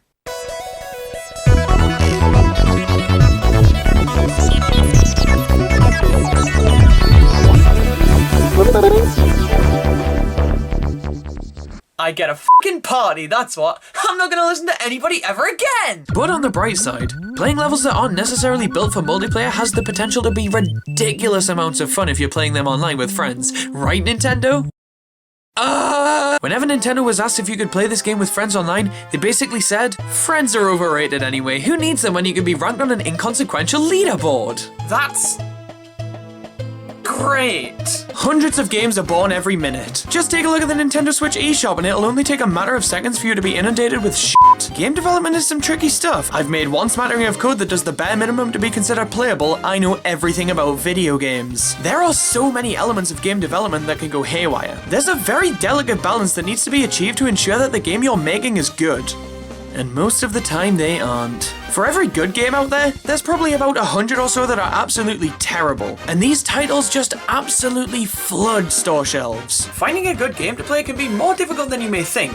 I mean, you could always watch a review, but IGN gave Chibi Robo Ziplash a 5 out of 10. Why would I trust them? So today I'm taking it upon myself to find the greatest games ever released on every single one of Nintendo's systems, in the hope of saving someone the trauma of buying Star Fox Zero instead of something actually playable. There was also a brand new mode, Ninja Speedruns. They added that? I completely forgot that they added this mode. Either it's short-term memory loss, or this mode wasn't the most memorable thing out there. Either it's short-term memory loss, or Animal Crossing opens up with us on a train at stupid o'clock in the morning. I've just woken up and I don't want to be on a goddamn train. I also don't want to be spoken to by this fucking guy. Nope, I do not. How did he know? Super Mario 64 happened. You want a sequel? No! Wow, it feels like I'm really punching a tree. I would know. Well, I think now's as good a time as any to move on to the final sin of Super Mario Maker 2. A sin that encompasses all other disappointing elements that I've talked about thus far. A sin that is unforgivable. What the f*** was going on here? They added online play with friends after initially saying they wouldn't include it. That's great! 4 months after the game released when everyone had stopped giving a shit about that feature. They added the Link power-up with its own moveset in the first major update, which opened the door for so many more in the future. That's amazing! They didn't add a single other one, son of a bitch. You emerge from the ocean every morning and are plopped onto this random island. Now can you head back into the ocean? No. Jigglypuff. She's a fucking circle. Many point to the Pokemon TV show, which was way a thing when this game released. She was in a few episodes and drew funny fucking faces on people when they were asleep. Obviously she was the best pick for a fighting game. It's also believed that she had a much bigger presence in Japan compared to the rest of the world. But I mean, come on, she's a fucking circle. Man, I've seen pieces of bread more complicated than Jigglypuff. Chapter 4 sees us entering a toy box comprised of 4 distinct regions, and a railway connecting them all. Now, I would have loved this toy box as a kid, but come on. I had this. The roster in this game is a whopping 12 characters big, and comparing that to what we have today, this is adorable. Wait, but they're literally just the same creature in different colours. They're considered to be a new species? Actually, one of them has ears. Okay, thanks. Yoshi! Good. Do I even need to tell you why I'm happy he's here? He looks fucking disgusting, but that's besides the point. Moving on. Nintendo only ever does limited releases with collections and compilations, and for quite a while there, this only really happened on the Wii. And if you want proof, might I offer you Metroid Prime Trilogy? Come on, it's yours! Take it! F*** it, I don't care. Give that back! You know, I never thought I'd be calling a living creature a collectible, but hey, there's something else to check off the bucket list. I'm never gonna die happily, am I? Like, come on, what is this? A clam! A sofa! My brain? But it's smooth! Pre-orders are a video game company's best friend. They seem to like the idea of getting money, and 60 of it, from the sale of a video game that won't be releasing until months after the transaction. Or at least that's what my neighbour texted me right after pre-ordering this, so of course I trust him. I just feel like the name is kind of misleading. But then again, so is Microsoft. This fucking thing isn't micro or soft. And with that in mind, it's time for my opinion. So you better open wide because it's feeding time.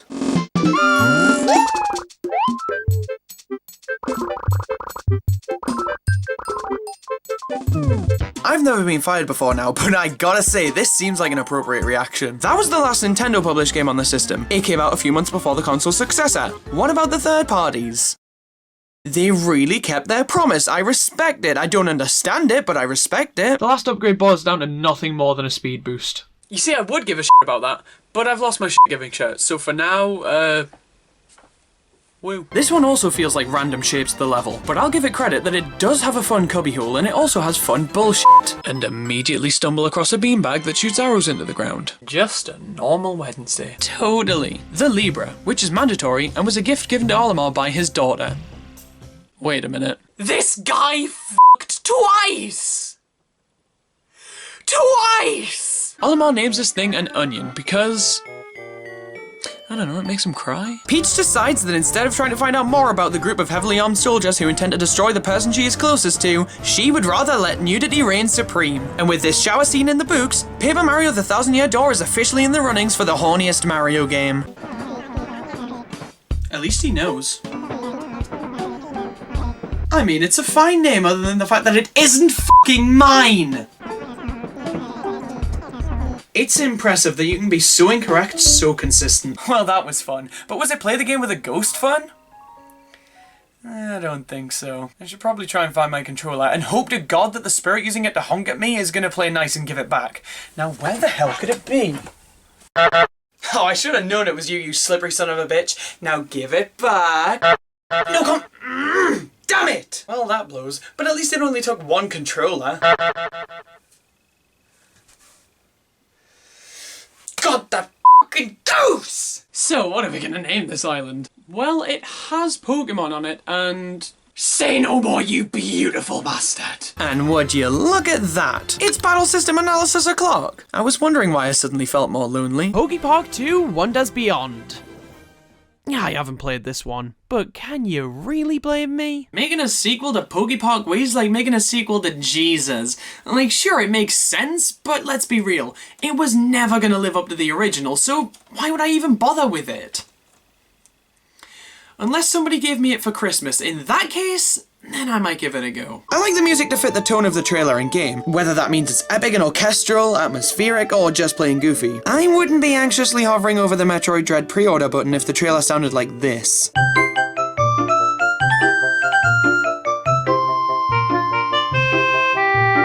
But this is all justified by the differences between night and day, which are actually pretty substantial. The most notable thing being that Chibi Robo canonically takes place within the Toy Story universe. Damn it! And you kind of have to figure this out for yourself through trial and error or divine intervention. Now, of course, you might question how I know the completion criteria, but I've been in contact with Jesus, so trust me when I say this is way a thing you have to do to beat the game. You have a video game releasing soon. You spent a whole lot of no effort on it, so you don't want it to fail. But how do you make sure that the most people possible buy it? Make it only available for a week. Oh, thank God. This is a video game, and this is a video game that was only available for a limited time. Can you see why companies like to do this? But by far the biggest addition of this update was... this! Introducing the Master Sword power-up. The Master Sword item brought back the Link costume from the original game and added an entire moveset to it. This is perfect. This was the best way they could have handled bringing back a costume from the original game. The new moveset Link had was incredibly fun and interesting. It brought about so many options for level creation and theming, and it had the potential to expand beyond just Link and make Mario Maker 2 one of the greatest games Nintendo has ever made. Being so optimistic can be soul-crushing. I should try hating shit more often. Hey, what's up? It's your boy Rawk. Recently I was at the pet shop, you know, wandering around, minding my own business, looking to buy my 4th new fish of the month, and that's when I realised I want a turtle real fucking bad. So I found the nearest employee I could and asked them the first question that any reasonable future turtle owner would ask. So, will they play golf with me? No, you idiot. This is bullshit! What the hell else are you supposed to do with them then?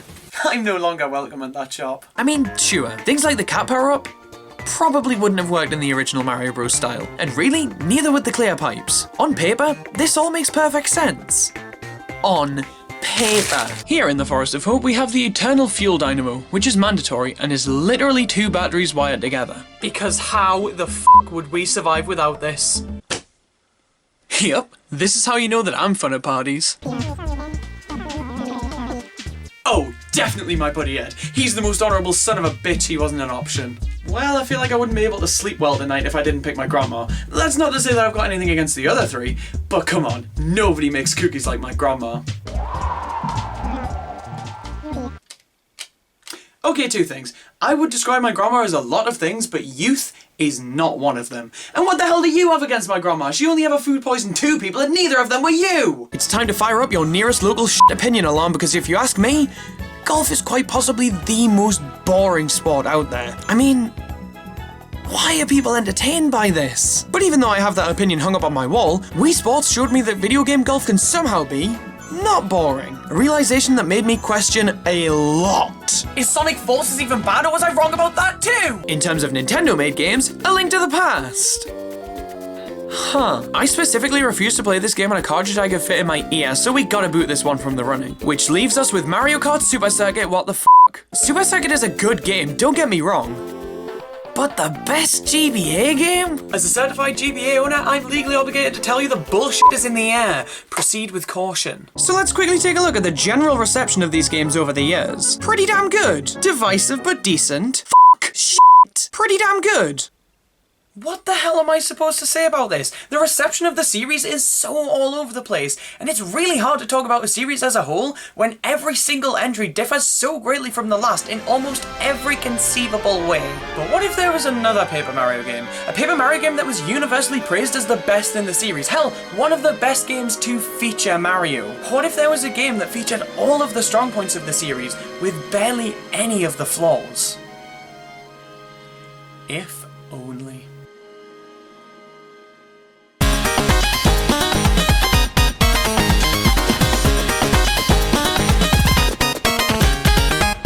Paper Mario the 1,000-Year Door. If you've been on the internet or outside in the past decade, then you'll no doubt have heard people like me who won't shut the fuck up about this one.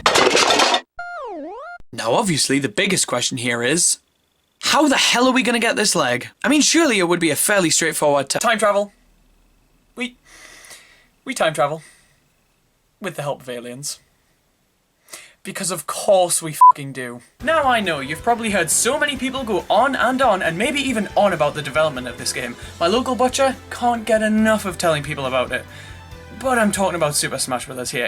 It's kind of a necessity. Now I wasn't there for the great Pokemon Snap 2 wait sesh. I wasn't into Pokemon at the time. I'm still not into Pokemon now, so dear God, please explain why this was my most anticipated game of 2021. I took a look at the N64 Classic back in February, and I thought it was beyond playable. I really enjoyed my time with this game, and when I saw the trailer for the sequel, I knew it was time for me to give a shit about something I didn't give a shit about. And when the release day rolled around, only one thing was on my mind. I refuse to buy this game if it doesn't come with a poster and stickers. It is still raining out, so where better to go than the beach, and there's a dead guy here. It totally slipped my mind that I'm bafflingly good at confusing dead people with asleep people. I've been to some really awkward funerals. But he's the most unique character in the game by a long shot, so I love his inclusion. I can't use him to save my life, but as an asthmatic, I could say the same about my inhalers. Oh, f***, I thought I was playing as Ness. But we've put it off long enough. There are two Nintendo series that have been given the cold shoulder the longest. Two series that fans have been yearning to see return for eons. Poke Parkway and Mario Strikers. Come on, these guys would be so perfect on the Switch. We need this! Hey, what's up? It's your boy Rawk. Look over there. And now back to me. Hopefully now you'll understand what I mean when I say I'm a bitch. I'm a pretty big pushover when it comes to the whole concept of consumerism, but weirdly enough, it wasn't the fact that I bought the Lego Movie video game for the Wii U that made me realise this. It was these fuckers. So, let me explain myself. The other day I was bored and hadn't spent money in a while. I also hadn't eaten in 3 weeks, so I went to buy food. I went to the shop and they had this big ass sign outside advertising their newest range of cups. I walked past the sign and said, you'd have to be a fucking idiot to be tricked into buying those. I got my 4 slices of apple and a chocolate bar and was living quite contently knowing I wasn't a bitch. Until the cashier told me the cups were only available until September 12th. And man oh man, I just couldn't help myself. Oh, this guy, right? My favourite things about Mario are the fact that he isn't as thin as a twig, he can kill enemies with a single jump, and that he doesn't wield a hammer. You know what? Scratch that. I want none of that. Finally, a game for me! I obviously have a negative bias against RPGs, which means Paper Mario has an uphill battle right from the get-go. But that doesn't mean I'm not going to give the game a fair shot. I'm willing to put my bias aside to see if this game can win me over regardless of my own preferences.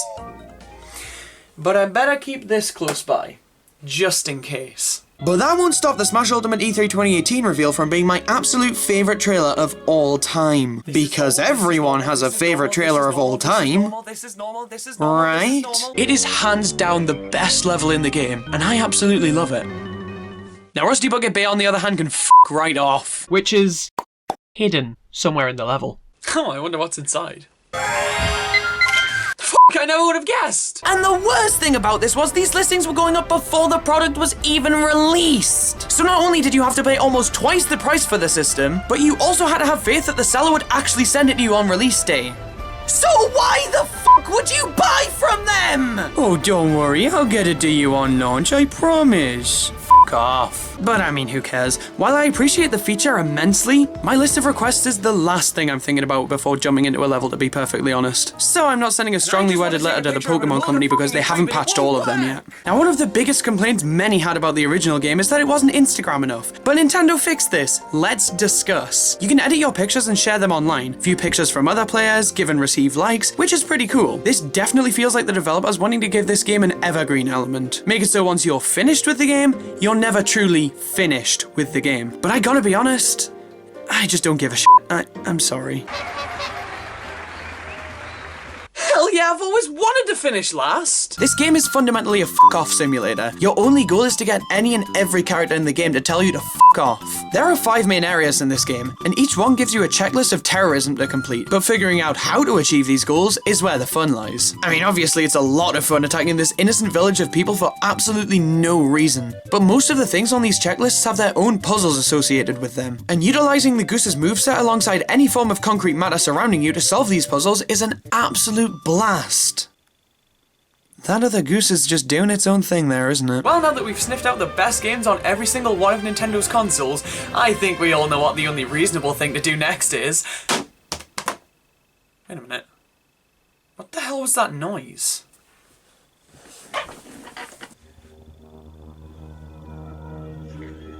What the hell?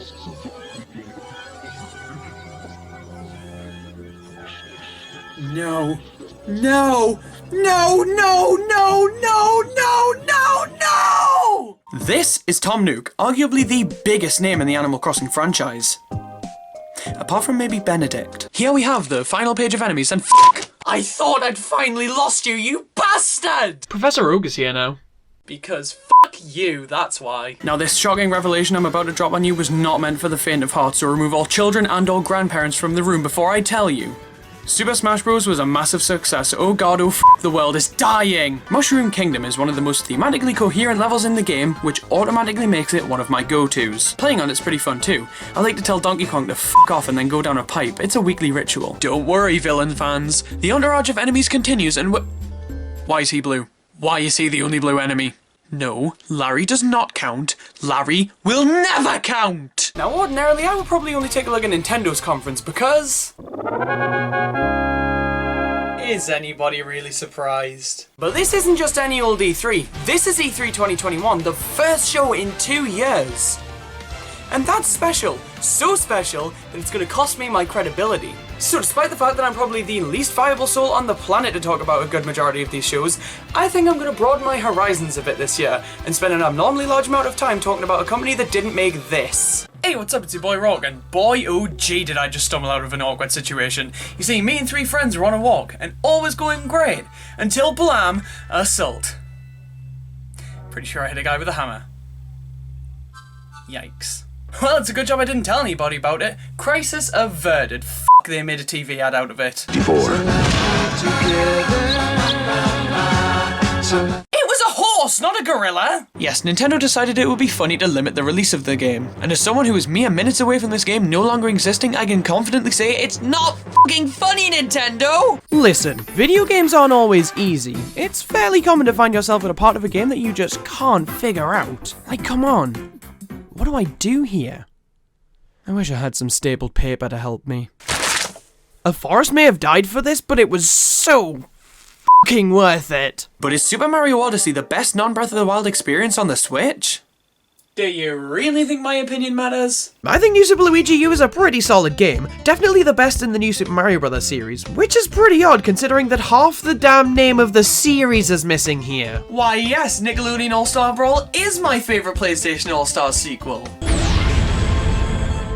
That has happened far too many times today. Every single area seamlessly transitions between each other. There's no loading time. You can run from one end of the map to the other without stopping once. You could fit the map in your pocket, but you can also fit rats in there, so it's not all bad. Gobi's Valley is fun. It has pyramids, it has animal abuse, and it has speedy f***ing shoes. What more could you possibly want? The final game, Mother 3, has yet to be localized. It's become one of the biggest Nintendo punchlines at this point, the fact that this game still hasn't left Japan. Even after he left Nintendo of America, Reggie continues to poke fun at it and tease fans about the localization. It's gotten so bad that fucking Terry Crews has tweeted about it. That man can go from advertising deodorant to shunning Nintendo on a dime, and I'd be lying if I said I wasn't impressed. Alright, Shinya Takahashi is back. Wonder what he has to say. What? What? Yes! Yes! Yes! Holy shit! Metroid is back! Metroid Dread is real and it's coming out this year! This is the best! Alright, what do we have here? A brand new mode! Apparently Bowser's really pissed.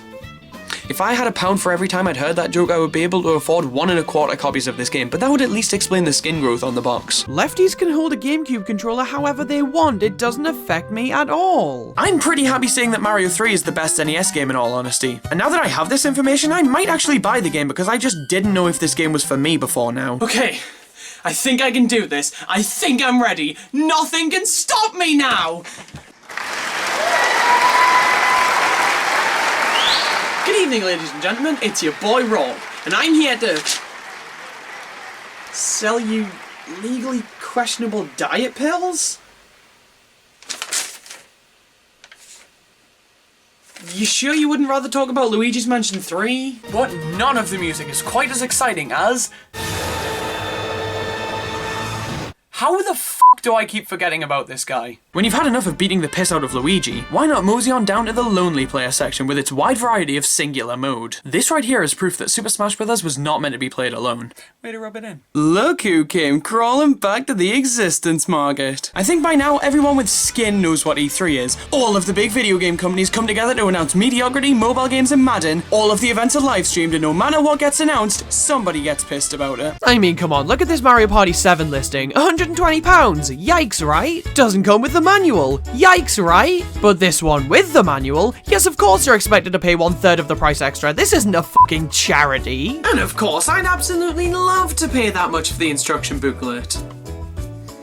But I couldn't even afford the listing without it. Hit right where it hurts. Mrs. Sanderson calls us Chibo here, which is also something she does elsewhere in the game, and I refuse to be known as anything else from this point forward. Hey, what's up? It's your boy Chibo, and today we're gonna be talking about me!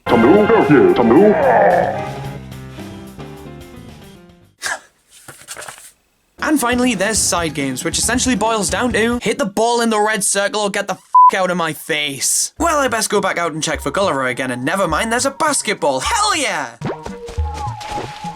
Not again! Yes, a lot of the time consoles are kept alive by games coming out for them after they were discontinued, even when the company who made the console has stopped publishing games for the platform entirely, and nowhere is this more prevalent than the Wii.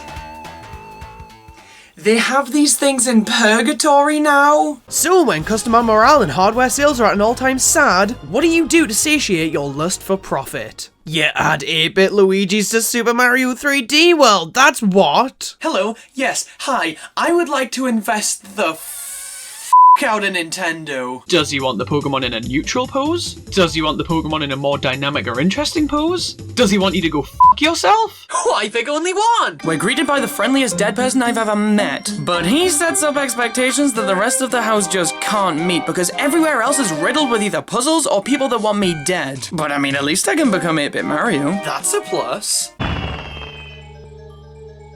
That's not. And as our ranking soars, we grow ever closer to the elusive Super Chibi Robo. But we don't need to use an amiibo because this game isn't dog shit. I'll give those of you who can't spell a minute to catch up. I mean, there was the Nintendo 64 game. That sentence was over long before it started. And then the music. This soundtrack is better than the base games. And that's saying something because 3D World soundtrack is so tolerable. This series released when Amiibo were in something of a lull. They were able to reinvigorate interest in the brand, and because of that, maybe I could sell one of these. We have Enterplay to blame for the existence of this thing, and to say they have a strange track record is an understatement. Their website looks like it hasn't been updated since before this book released, but that obviously isn't the case, seeing as their most recent work is The Legend of Zelda collector tags, some of which being based on Breath of the Wild. So why does the website look like this? Tom also gives us a gyroid. Well, that's a fun way of saying slave. Hey, what's up? It's your boy Rawk. What the hell do I do now? Sometimes in life we just get kind of lost, confused, stumped. We realize we're too fucking stupid to know where to go next. We need instructions. And we need them now. Now, of course, life doesn't come with an instruction booklet and I'll never truly be happy because of it. But we do have the ability to look up all of our problems whenever we want to. So let me just search, what should I do now? Well, if Google and Jesus are telling me to do the same thing, then I must need more help than I thought. We choose our club and get ready to swing and... Wait. What the f*** am I doing here? This isn't my Mario Golf, this is a bunch of bullshit! I have a pact to only let people sit with me if they aren't planning to drool on me. You just threatened to fucking drool on me! Think of the most badass character to ever grace gaming. Wrong. It's this guy. Do you really think anyone with a pulse would be actively searching for a plug-based adventure game called Chibi fucking Robo if they didn't even see a single trailer for it? I mean, I would have, but believe it or not, this and this are two very different things. These guys unlock after doing enough research on an island, and these encounters are monumentally enjoyable. They really allow you to fully immerse yourself into the world for a bit. They're giant mystical creatures that could very easily be seen as a threat, and yet there's an element of serenity to some of these encounters. And then in other encounters, the Pokemon is really tricky to get a picture of, and you have to be hyper-focused the whole time, and it's just so cool! But this one with the fish can f*** right off. It also works the other way around. If you make a level in Mario World and want to switch it to 3D World, the game kindly asks you to go f*** yourself. Like sure, here in the original game he calls us a f***ing loony for moving out without any plans on where we're gonna live, but we can tell him to shut the hell up, so it's fine. He then gives us a house with only a few minutes warning. Like come on, the houses might not have any locks, but he's still giving us a really good deal. Alright, I picked the greenhouse because... I thought it would be funny. And Tom Nook's even giving us the radio for free. The nerve of this guy for being so generous. People constantly say how they wish these games would just go back to how the series used to be. Releasing on the Nintendo 64. After hearing people make these comments for over a decade, I wanted to go back and see what made these original games so good. What made fans love them so much. And when I asked Nintendo for a PAL copy of Super Mario RPG, they spat on my foot and told me to piss off. So, Paper Mario it is. But then after like the second big paint star, it's revealed that the villain is... Bowser. Okay, that's not an immediate problem. I mean, after all, the original Paper Mario had Bowser as the main villain, and I really enjoyed the story in that game. So as long as we have interesting story beats and memorable encounters between each of these cutscenes, then we should be fine. This story is so bad! I get that they're based on Ubisoft games, but guess who still doesn't give a piss? Here, checks out. Now it's time for some Far Cry talk. When it comes to memorable villains, no one does it better than Far Cry. This, right here, is my favorite chapter in the entire game. Now I know, you must be absolutely fucking dumbfounded by me saying that, seeing as earlier on I said... Because this is potentially the greatest chapter in this game. I was a different man back then, and also, this one has a train, it was always gonna have the upper hand. As we descend, we have Grimus on the left and a Bulbasaur on the right, and... What did they do to you? If we hit him with a Pesta Ball, he melts. Like, let's look back to E3 2021. We had two of the worst kinds of reveals in the same show. Well, I'm sure they'll cancel each other out to just be mediocre. No. Contraband, they showed a logo in a box. I'm sold. How many other games have logos in boxes? I mean, they know what a man wants. As always, I had my hopes. He's fucking purple! I mean, if you want to get technical about it, Doshin the Giant received an expansion on the 64DD that's generally considered to be Doshin the Giant 2, but that is neither here nor there. The majority of these games are completely standalone and never got follow-ups. Now, for most of these games... It's incredibly obvious why this happened. Duck Hunt is one of the best-selling games of all time, but that doesn't mean the human race would collectively get sweaty over Duck Hunt 2. And those same fans and collectors had to pay double, triple, sometimes even quadruple retail prices just to get their hands on figures that barely even did anything! Yes, Doctor, I am bitching about Amiibo again. Thanks for asking! And after pushing the boundaries of rewarding somebody as far as they'll go before Miyamoto has an aneurysm, also known as a leaderboard shake-up, she joins our party. So, what else does this game do to celebrate the legacy of the series? It does show a render of Mario when you enter a game. Naturally though, because this game wasn't the 1,000-year door, the community was up in arms about the reveal. And before I get mauled, please know that that was just a joke. Ah, it's too late. Paper Mario fans are fucking animals. Over in the States, 3D Tetris was the final Virtual Boy game, because this was just doing nothing for humanity. It's every man's dream! And for other games of this nature, they just didn't sell well enough to warrant devoting time and resources on a sequel. So what the f*** happened here? Say hello to Chibi Robo. Hi, Chibi Robo. Cool, now he's f***ing dead. Punio, one of the only tree escapees, suggests that we go and find Madame Flurry, a character who somehow made it into a game with a 3+ rating. Let's retaliate by moving 1,000-Year Door up the leaderboard. Look at how much the game has changed between its launch and now. It has fucking bushes! Now this is the first E3 press conference I've ever talked about, and my experience wouldn't be complete without some sort of scoring system. Now I could use my level in Banjo-Kazooie 5-point scale, but we're talking about E3, not Nintendo Land. How about we go with Throne controllers out of 7, because scoring systems don't actually matter. On to Microsoft and Bethesda, seemingly the most interesting show of the bunch because after Microsoft's acquisition of Bethesda, they just kinda squished their shows together into one this year. I have no idea how that's gonna work structurally, but it's fine because they're gonna show off a new Forza.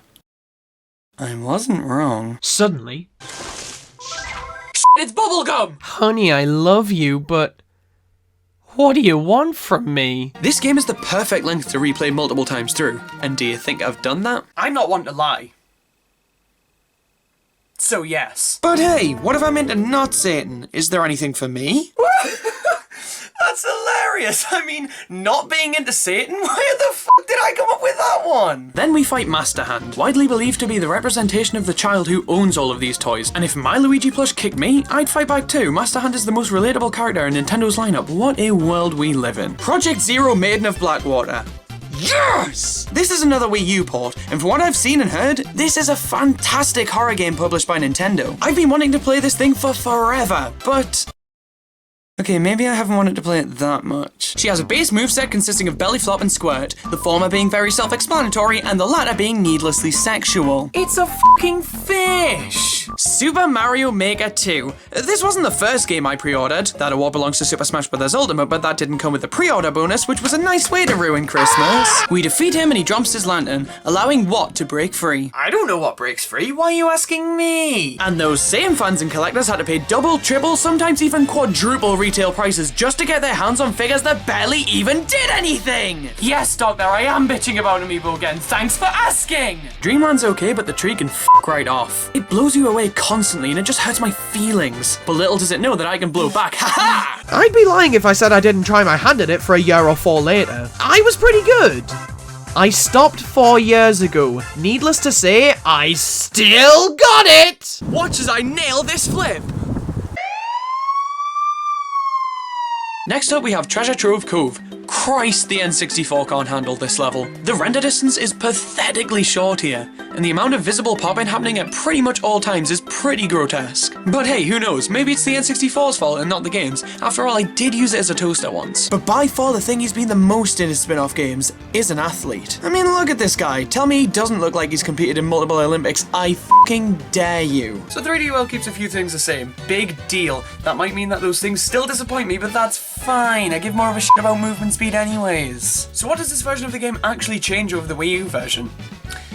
Well, the characters took the concept of being a cat way too seriously and went crazy with some catnip. This is embarrassing. But I forgot the most important example of them all. The pre-order bonus that single-handedly justifies the concept of buying video games as a whole. Metopia post-it notes. If I run out of post-it notes, I'll just pre-order the game again. Time's a myth anyway. Who says that it can't be May 21st, 2021 more than once? For a lot of the game, you continue to do these tasks without really knowing why. And despite what a lot of people will say, there is actually a story tying it all together. I should go let everybody know.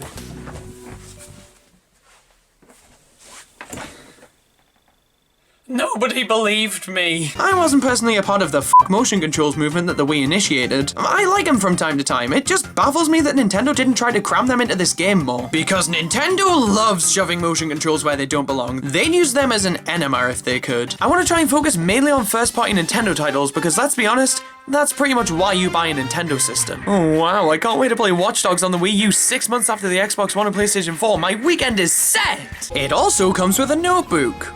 I don't really see the point of this. I drew a Goomba. Come on, Nintendo. People just weren't ready for the best console of all time right away. Or ever. You gotta give those who aren't ready for the truth something to wet their whistle. Speaking of the best console of all time, in North America, the final GameCube game released was a Wozniak's Wet Dream, but that game never actually released on the GameCube in PAL territories. Wah wah. Our new job is at Nuke's Cranny, and when we arrive, Tom Nook gives us a slick uniform to change into. But what he doesn't give us is a place to change in private, so I'm just gonna mosey on over to the back of the shop and hope that he isn't checking me out. We open on Paper Mario. Holy shit! Yeah, Jashin is basically a better version of Doshin in every conceivable way, and he can basically replace Doshin for the entirety of a playthrough, and you'd get almost the exact same outcome. But I have to look at the colour red now, so why would I do that? From here on out, things should be a lot easier. We've made it to the consoles where Metacritic is able to offer its opinion, and I love a good top 10 list as much as the next guy, but I think Metacritic will give me a better idea of the best games on a console. Now with that in mind, Ocarina of Time. Oh yeah, this game will never make the cut. How the f*** did that happen? True to a solid 50% of the series' name, all of the villagers in Animal Crossing are animals. Something that I somehow hadn't considered after this, and this. But who am I to judge? Humans were always going to be unlikable to some extent with our sweaty finger grease. But unless nature has had a rough couple of years, then that shouldn't be an issue here. All in all, I'd say this game more than justified my paper buying addiction. And it taught me how great paper truly can be. I should probably go see someone about my addiction though. It's getting really out of hand. I just keep seeing paper-based products and telling myself that I won't buy them until suddenly, son of a bitch! And it was the first game in the series I played all the way. Shut the fuck up. Oh boy, they ported 3D World. Man, I was really gunning for a Pokepark Wii port too. Well, seeing as I've talked about the game on 3 other occasions, fuck it, why not? Let's see if this version of the game changes enough to warrant buying it again. I already bought it again. I'm a fucking maniac. Popping the game in and we are greeted by...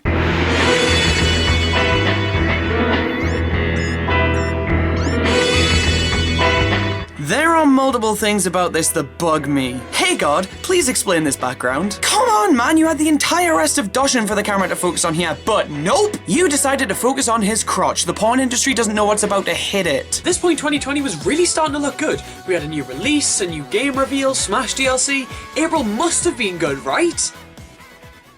Right? April had absolutely fucking nothing. But who gives a shit about how long the game is if you don't know how the point system works? That's the main reason I couldn't get into Pokemon. Now the way photos were scored in the original game was... traumatic, so I was actually really looking forward to see how this game shook things up. Spot the difference. Before the Nintendo Switch era, I had no idea these two words could come together. I wasn't all too crazy about getting games at launch. I would usually just wait until I was going to pick up my next set of inhalers and think to myself, yeah, I could do with Sonic Mania right about now. Yes, once upon a time, I was okay with leaving the house. Look at me now. Back at the castle, Bowser is told that Mario has all of the Star Spirits, and in retaliation, he ties up the princess and hits Twink out of a window. The only reasonable response. So I'm gonna spend 1,300 of my 1,600 bells on this owl clock because... its eyes also move. Name me a good clock whose eyes doesn't move. And yes, I'll wait. This'll bump up my house score. The last thing that happened this month was the announcement that the original Super Mario Maker was losing the ability to upload levels on March 31st. If you're a Mario fan in March 2021, fucking run. Hey, what's up? It's your boy Rawk, and consider me homeless. Yeah, I might have blew all my money on Paper Mario 1 and 2, leaving me with no way to pay for the house that I live in, which made me a prime candidate to be kicked the out. This blows. I actually didn't mind spending a little bit more time outdoors, until I realised that I no longer have a way of playing the two games that got me into this in the first place. So... breaking and entering is fun as shit! Each island has an Illumina spot, areas where the Illumina ratings are going off the charts. Oh man, I wonder what could be causing that! Mother of f***! Now, as I've already mentioned, I'm not the biggest fan of turn-based combat, but with the addition of action commands, by God, they did it. They actually made turn-based combat enjoyable! I feel like I have to wash my mouth out with soap after saying that. He then basically tells us to figure out how to pay the rest off ourselves. Guys, have you ever met a better landlord? And before you ask, Jesus doesn't count. Yup, the rumors are true. Rawk doesn't own too many games for Nintendo's first 2 video game consoles. But I swear I make up for that with my personality. Now, as someone who identifies as none of the above, surely you can stomach my opinion on this. Both of these controllers have pros and cons when compared to each other, and looking purely from this perspective, it's interesting to see which version of the game is for you based purely on the controls. But Nintendo patched in full GameCube controller support, so f*** the last 5 minutes of my life. The irritation station is making its journey to Aggravated Island. Population, me. Because Tabby also contracted incompetency and gave the boot to Sven. I better hold in this sneeze, I might blow him into the ocean with it. I take her beloved Pikachu back to her and she's surprised that I was able to find it. And she's even more surprised that she appreciated what I did for her. She then ends the convo by giving me a fucking pencil and she has officially redeemed herself as the worst person in this town. Gourmet Guy makes his return and says he has to rat her out. But he might change his mind if she baked him a cake. And Peach isn't one to go against damaging gender stereotypes, so she makes her way to the kitchen. Alright, get this. So it started raining, and it only took me until now to realise that I've been wearing a hat this entire time. I should probably go see somebody about those horns. I think I will make a pattern after all. Now the pattern I want to make must be a perfect representation of everything we stand for as a town. It has to fully capture the essence of Robodome in just one mess of pixels. And with that in mind, I give you my masterpiece. Could it have been anything else? But I'd be lying if I said the way of controlling this wasn't a bit confusing. Not bad by any means, just not at all what I anticipated. Hey, I'm sure I'll get used to the controls in a few minutes. No. If you're a big fan of plastic and have a soul, then you could always pre-order the game from Amazon, or you could use the third method, the in-store pre-order, also known as no. I don't want to go outside to buy a game. I own FIFA 13 for the Wii U, why would I? They just forgot to advertise this game for a few weeks before launch, and buried any trailer they did release for it in trailers for games that were already more so in the public eye. Why? This game needs marketing more than any game coming to the Switch this month. You act like you want a series to succeed, and then you barely advertise it, and good am I getting a whiff of chibi Robo Ziplash up in here. Donkey Kong hasn't had a game since Tropical Freeze in 2014, unless you want to reach a bit and count Mario vs Donkey Kong Tipping Stars, in which case, first, let me add you to the list of people to get restraining orders against. And second, that's still a spin-off, and not just a spin-off, a bad spin-off, who'd have thought? The game arrives at 4, what the hell do you expect me to do with the first 16 hours of the day? Cold milk? Every single one of their franchises is adored by millions around the world. They all have their fans who will stand by these games with their lives. Like, people enjoyed Ice Climber, there's a fun fact for you. The Gravity Jumper, which is mandatory, and is a spring that helps the ship reach the speed of light.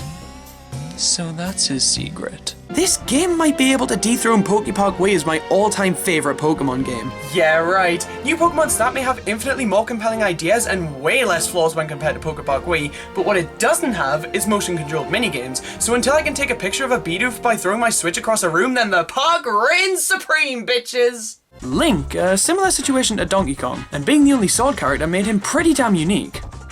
If only we knew. Because I'm a huge proponent of not immediately succumbing to the kindness shtick Freya has going on, I'm gonna go ask Hambo if he needs help. I find him running towards a tree and he proceeds to tell me he's far too busy to get his comic back from Daisy himself and asks me to do it for him. Honestly, I respect his priorities. But then when we fight the 5th boss, reality sets in. Wait, I stand corrected. There is a mode dedicated to character bios which does nothing more than tell me what the f*** a Ness is, and also that Donkey Kong is from Donkey Kong. I never would have known.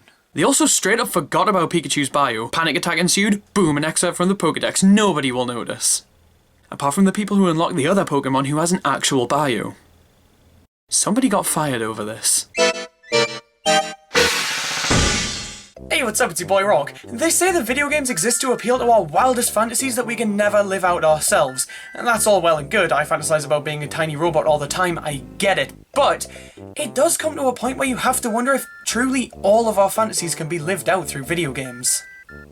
And I somehow doubt it. Scratch that. Now on a completely unrelated note, where's my wallet? Cool then, don't. Well, somebody didn't listen to the first 5 words I said yesterday. I'd be so pissed if that was what I actually said. Finally, after over a year and a half of barely any traditional announcements, Nintendo ended off E3 with their Nintendo Direct. I have missed saying those 2 words in the context of June. Now, in terms of predictions, I could be here for hours, but I really tried to only anticipate Breath of the Wild 2 and Smash Brothers, because realistically, they were the only things that were a guarantee. But I swear to God, if they don't reveal a new Chibi Robo, I will eat 10 Switch cartridges! The biggest improvement being that they completely retconned Yoshi from the canon. Man, I hate this stupid ass game. Well, now I'm not pissed. Kirby? Oh, it's Advance Wars, Jesus. Hey, what's up? It's your boy Rawk. The war will never truly end. The suffering shall never be over. Many remain relatively unscathed, sure, but many more have been folded, others flattened. Only one thing is definite in this war. I fucking suck at origami. Oh yeah, this is a multiplayer game. Alright, so we have a 2D platforming series which hadn't seen a console entry in decades that finally saw its return on the Wii with 4-player simultaneous multiplayer. Why does that sound so familiar? Ah, fuck, I thought Mario was a pink ball again. This game has a lot more than 5 issues, but on the whole, these are the things that make my skin crawl more than anything else in this godforsaken lump of plastic. Number 1, Kirsty. Oh my God! Kirsty is nothing but a bitch! When the game begins, we get to pick our avatar, and I don't want anybody to worry about me, but I think it's best I let you know that I was diagnosed with this guy. Because the first thing I think of when I see my hair is... bleach blonde! The current champion is Rawk. Wait a minute, but that's... I'm Rawk, but the champion is Rawk, and we have to defeat him. So, it's me against me. The only way I can progress is by defeating myself. Oh, the timeline will love that one! With that being said, let's get on with it, shall we? First up we have... Who would have thought? But my skin needs that sensation. Pikmin, hold me. Yeesh, £1.50. No wonder the economy is fucked. So to give you a better idea of what we're going to be seeing here, allow me to show you some footage from the last awards show I hosted. My opinion doesn't matter! It's mostly going to be Nintendo stuff. The reveal of a video game is one of the most crucial aspects of the build-up to its release. It's not exactly a make it or break it kind of deal. A botched reveal doesn't guarantee that a game will flop in terms of reception and or sales. That's funny. But how a game is revealed is undeniably important. Because whether you want to admit it or not, first impressions matter. I'm not gonna spot you taking a shit in the middle of the road and walk away thinking, I'm sure they're an okay person. I obviously really enjoyed this game, but nobody's perfect, so does this game have any glaring flaws? No. I mean, people love to bitch about the length of the game. You can beat it in a couple of hours. But come on, it's a game where you play as a goose. It's not going to be as long as The Last of Us. And we have Scope Shot, where we use the Wii Remote as a gun to shoot the shit out of some giant mechs. Yeah, I have an assault rifle. Run. And as someone who isn't all that into this game, please let Melee die. The Virtual Boy flopped massively. It didn't really get any games after its launch lineup, and trust me, I'd love to own one, but the UK government looked at this thing and said... No. The Virtual Boy never released in my neck of the woods. We as a society do not accept the colour red. We have our reasons. The current champion is Rawk. Wait a minute, but that's... I'm Rawk. But the champion is Rawk, and we have to defeat him. So it's me against me. The only way I can progress is by defeating myself. Oh, the timeline will love that one! This page made me realise what the f*** do the background colours here mean, and what do Boos and Cheep Cheeps have in common? Tax evasion! Obviously this is an issue, Tom makes that abundantly clear. But like all issues, this one can be solved with labour. Great, not only do I have to work now, but I have to get out of bed too! Holy shit! Welcome back, happiness, it's been too long! Woo! Now, a lot of the time, the reveal of a game is notable just because, hey, this game's coming out, you might as well burn your wallet now. But sometimes the reveal of a game is significant because of a boatload of context surrounding the reveal itself, and there is absolutely no way a reveal of that nature can be disappointing. I have 3 examples for you. The first 2... The BDSM turtle himself comes crashing through the window and declares war on Mario by basically saying, "Fight me, pussy!" And the last thing Paper Mario is a pussy. So sure enough, a fight ensues. Oh man, I can't wait to finally get into the gameplay of Paper Mario for it to be, dear God, anything but an RPG. Nintendo, you son of a bitch. Oh hey look, it's Rawk, the kid who loves Chibi Robo and fucking hates RPGs. Do you think you like Paper Mario? I bet it'll be in that prick with the crayon. Here we have the last page of items. This is considered an item? He begs for our help and Mario gives him the biggest "bitch please" I've ever seen. Junior is basically on life support after that. Mario being a sassy bitch is the most character development we've ever seen from this franchise, and Bowser just wasn't ready for that kind of commitment. Gaining enough points will take you from level 1 to level 2. To the mathematically challenged, I'm sorry. The Outer Worlds 2 trailer is dumb. It basically says, "Whoa, this game is being revealed years before it's gonna come out. Woo! Laugh at me being a dumbass, dipshit." I get that this sort of fits the personality of this game, but I don't care. I still don't really like this trailer. It does. You know what that means. It's time for me to let tradition be tradition and give a brief plot synopsis of each of the game's chapters. But something just doesn't feel right this time around. Oh, son of a bitch, it was battle system analysis o'clock 5 minutes ago. What the hell's going on here? Oh, shit! Fellas, would you believe me if I told you this game plays like Kirby's Adventure on the Wii? The simulation is crumbling. This game is what happens when you take an NES game and just One day to celebrate me just isn't enough. Take it up to 365, then I'll think about it. And it's because of this that Wario has gone over 10 years without having his sexy stash slapped onto a box. And if you hadn't already been made aware, Jesus made a new deadly sin as a response. Oh boy. Look, we all know the deal with this game, how it's not super great, but I'm gonna give this game the benefit of the doubt. I'm gonna give it a fair shot, set aside all of my pre-established feelings, and I'm gonna go in with a completely blank slate. And I'm also gonna keep Chibi Robo Ziplash on standby to remind me things could always be worse. As he's taking pictures of trees like a normal person. What are you doing with your life? The 4 worst Wii games are all WiiWare titles, digital games found exclusively on the Wii Shop channel, so let's go download some of them.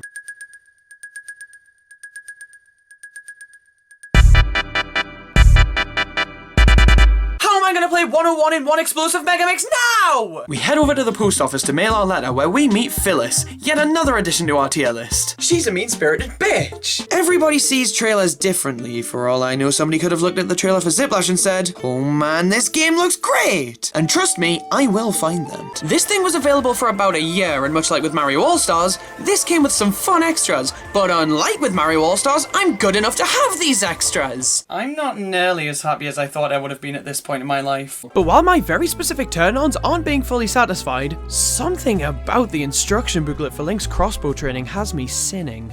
Him. By now, the 5 sins of Super Mario Maker 2 have been covered quite thoroughly. But what if we were in an ideal world where none of this had have happened? Well, I'm glad I asked. Because I haven't bitched enough today, I'm going to finish the discussion by talking about how things could have been different if Nintendo did the unthinkable. Not this. Sure, the game supported Wii U Pro Controllers, but the vast majority of Wii U owners had plenty of Wii remotes lying around from the previous generation. And also the Wii U Pro Controllers were a little bit too stinky for most people to want to buy. The fighting gets so bad that Mrs. Sanderson angrily tells her husband she wants a divorce, while her crying daughter is well within earshot and has been unable to sleep because of how sad the family dynamic is making her. Yep, 7-year-olds can handle that. Gino was coming to Smash Ultimate as a Mii Fighter costume. I've taken naps more challenging than Bob on Battlefield. Huh. You know what? That would explain a lot. That's a 4th thing we have to collect. I mean, if you insist. We head up to the entrance of Grunty's lair, and we're greeted by this lovely cutscene of Tooty on her way to being ugly. Looks more like torture to me, but what do I know? I'm not a witch. And the first Crystal Star grants us the ability Earth Tremor. I feel like that wouldn't be difficult considering everything in this world is made from something so easily broken. How the f*** did that happen? happen? If you're a giant pussy like me, Bottles will be found in molehills around Spiral Mountain, and every time you find him, he'll teach you a new move. But don't even fucking think about leaving before you've learned all of the moves. You signed up for the tutorial, so strap in, bitch. And there really isn't any development history behind this game either. It's a re-release of 3 games that have been out for decades. Lego man, I wonder how they made this game.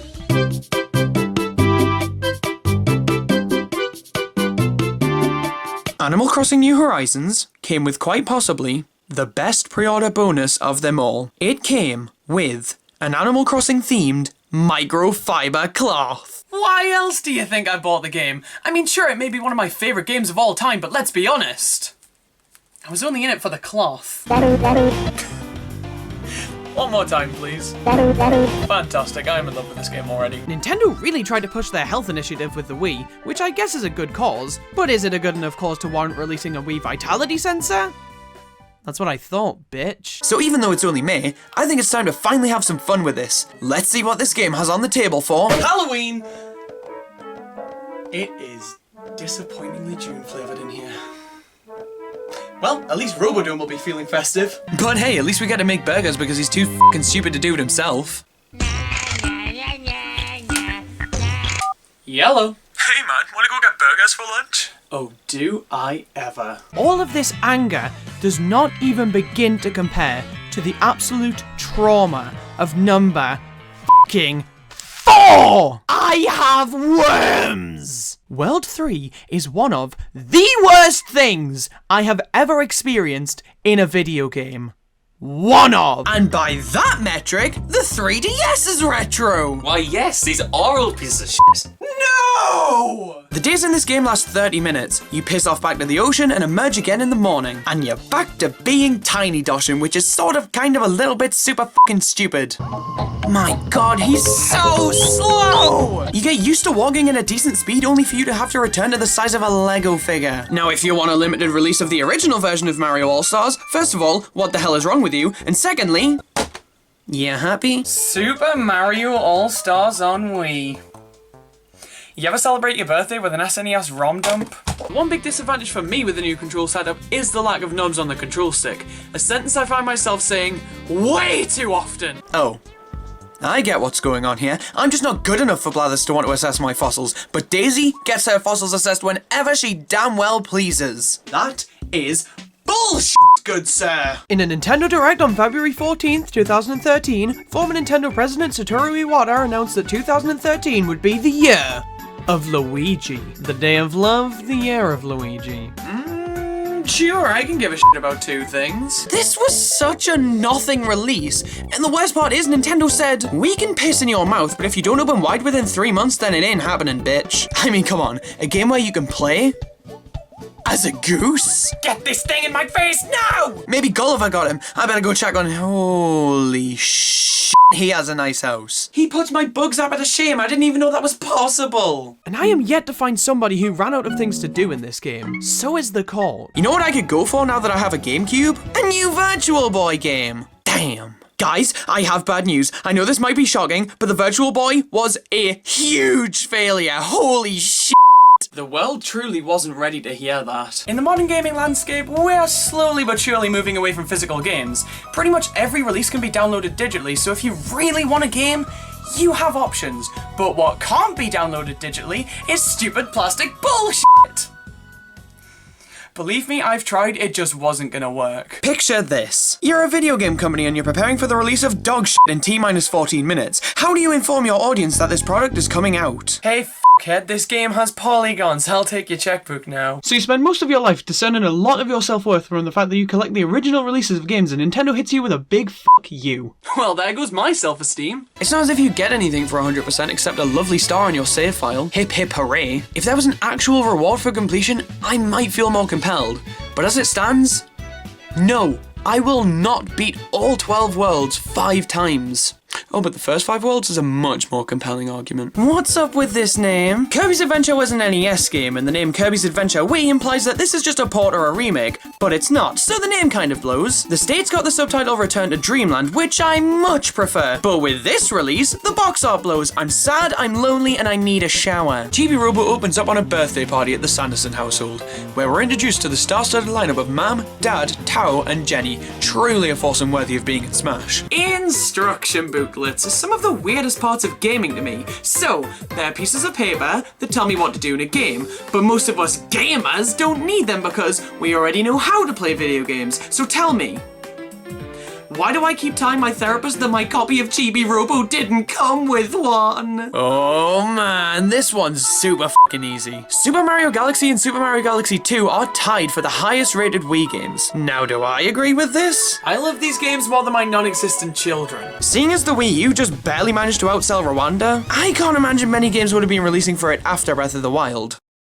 I knew getting 2 of these was a worthwhile investment. Just think about this for a second. There was a Wii U game released the day before Skyward Sword HD. What sort of alternate universe shit is this? On the N64, GameCube, and Wii, Kirby games are about as consistent as my lungs, which is to say, not very. I couldn't even make it through that sentence.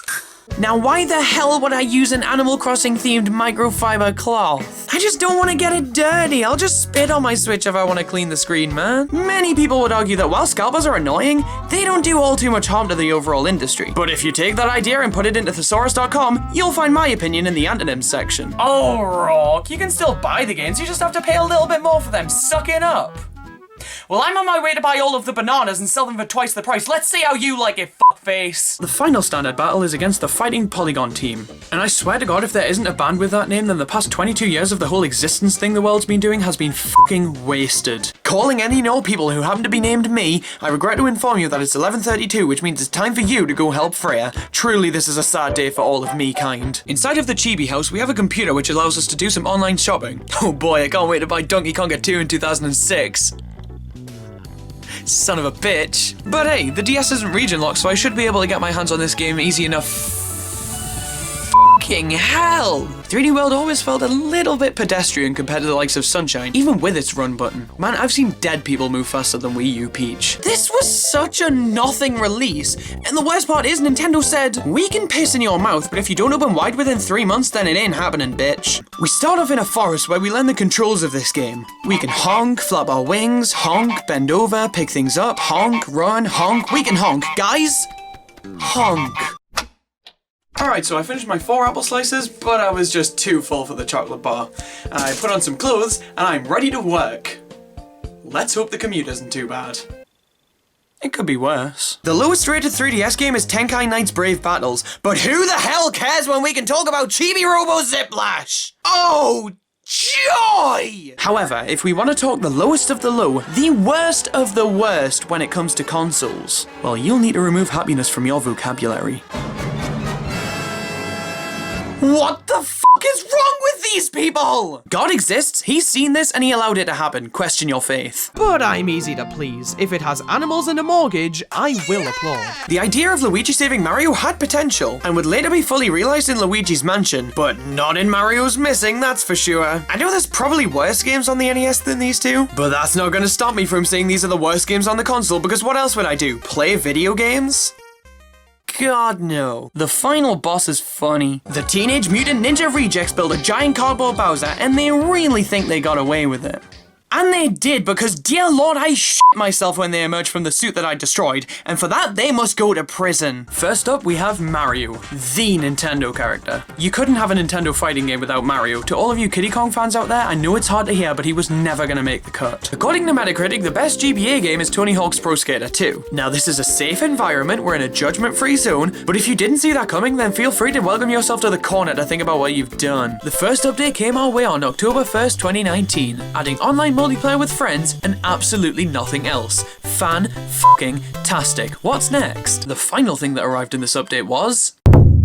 You've already waited 113 days for my opinion on this. I'm sure a couple hundred more seconds can't hurt. A pussy. That's me. Oh lord, oh Christ, if Ratatouille for the GameCube isn't at my funeral, I'm gonna be one fucking pissed ghost. I'll haunt Nintendo UK, they'll repent eventually. Doom Eternal DLC. Now, I haven't played either of the new Doom games yet, so this announcement doesn't really speak to me. But say it with me now. Good for the fans. But then we beat the stage and it fucks off. Okay, that's fine, I'll go find another one. But when I find another one, that one fucks off too, son of a bitch! And for Nintendo published stuff, I couldn't really find anything all too conclusive. Oh no, one guy didn't like Mario Kart Super Circuit. Well, fuck you, Metacritic can't get enough of that game. So when the entire internet was collectively predicting a Fortnite character would be the next DLC, But Japan got F-22 in November 1997. They got a Famicom game the same month as they got Diddy Kong Racing. Yet in the rest of the world, we still haven't even gotten F1 through 21. I'll keep waiting, Nintendo. So hopefully now you understand why I and countless others consider partners to be something of a lifeblood for the series. In many regards, they're what make Paper Mario, well, Paper Mario. And I couldn't imagine a game in the series without them. Nope, I couldn't imagine it, it's never happened. Video game consoles are like most people, they'll fucking die eventually. You may think the Atari Jaguar and I are immortal, but our time is coming, don't you worry.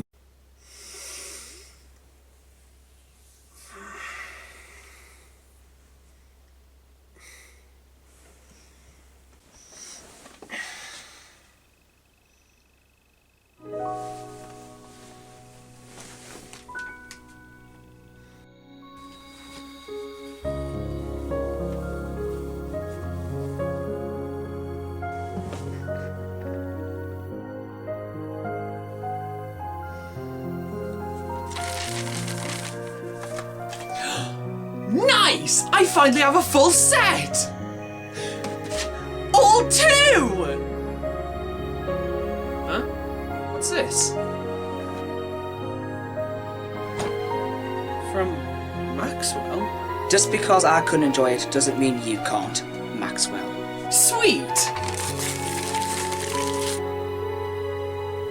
How many times do I have to tell people I despise this game before they get the picture?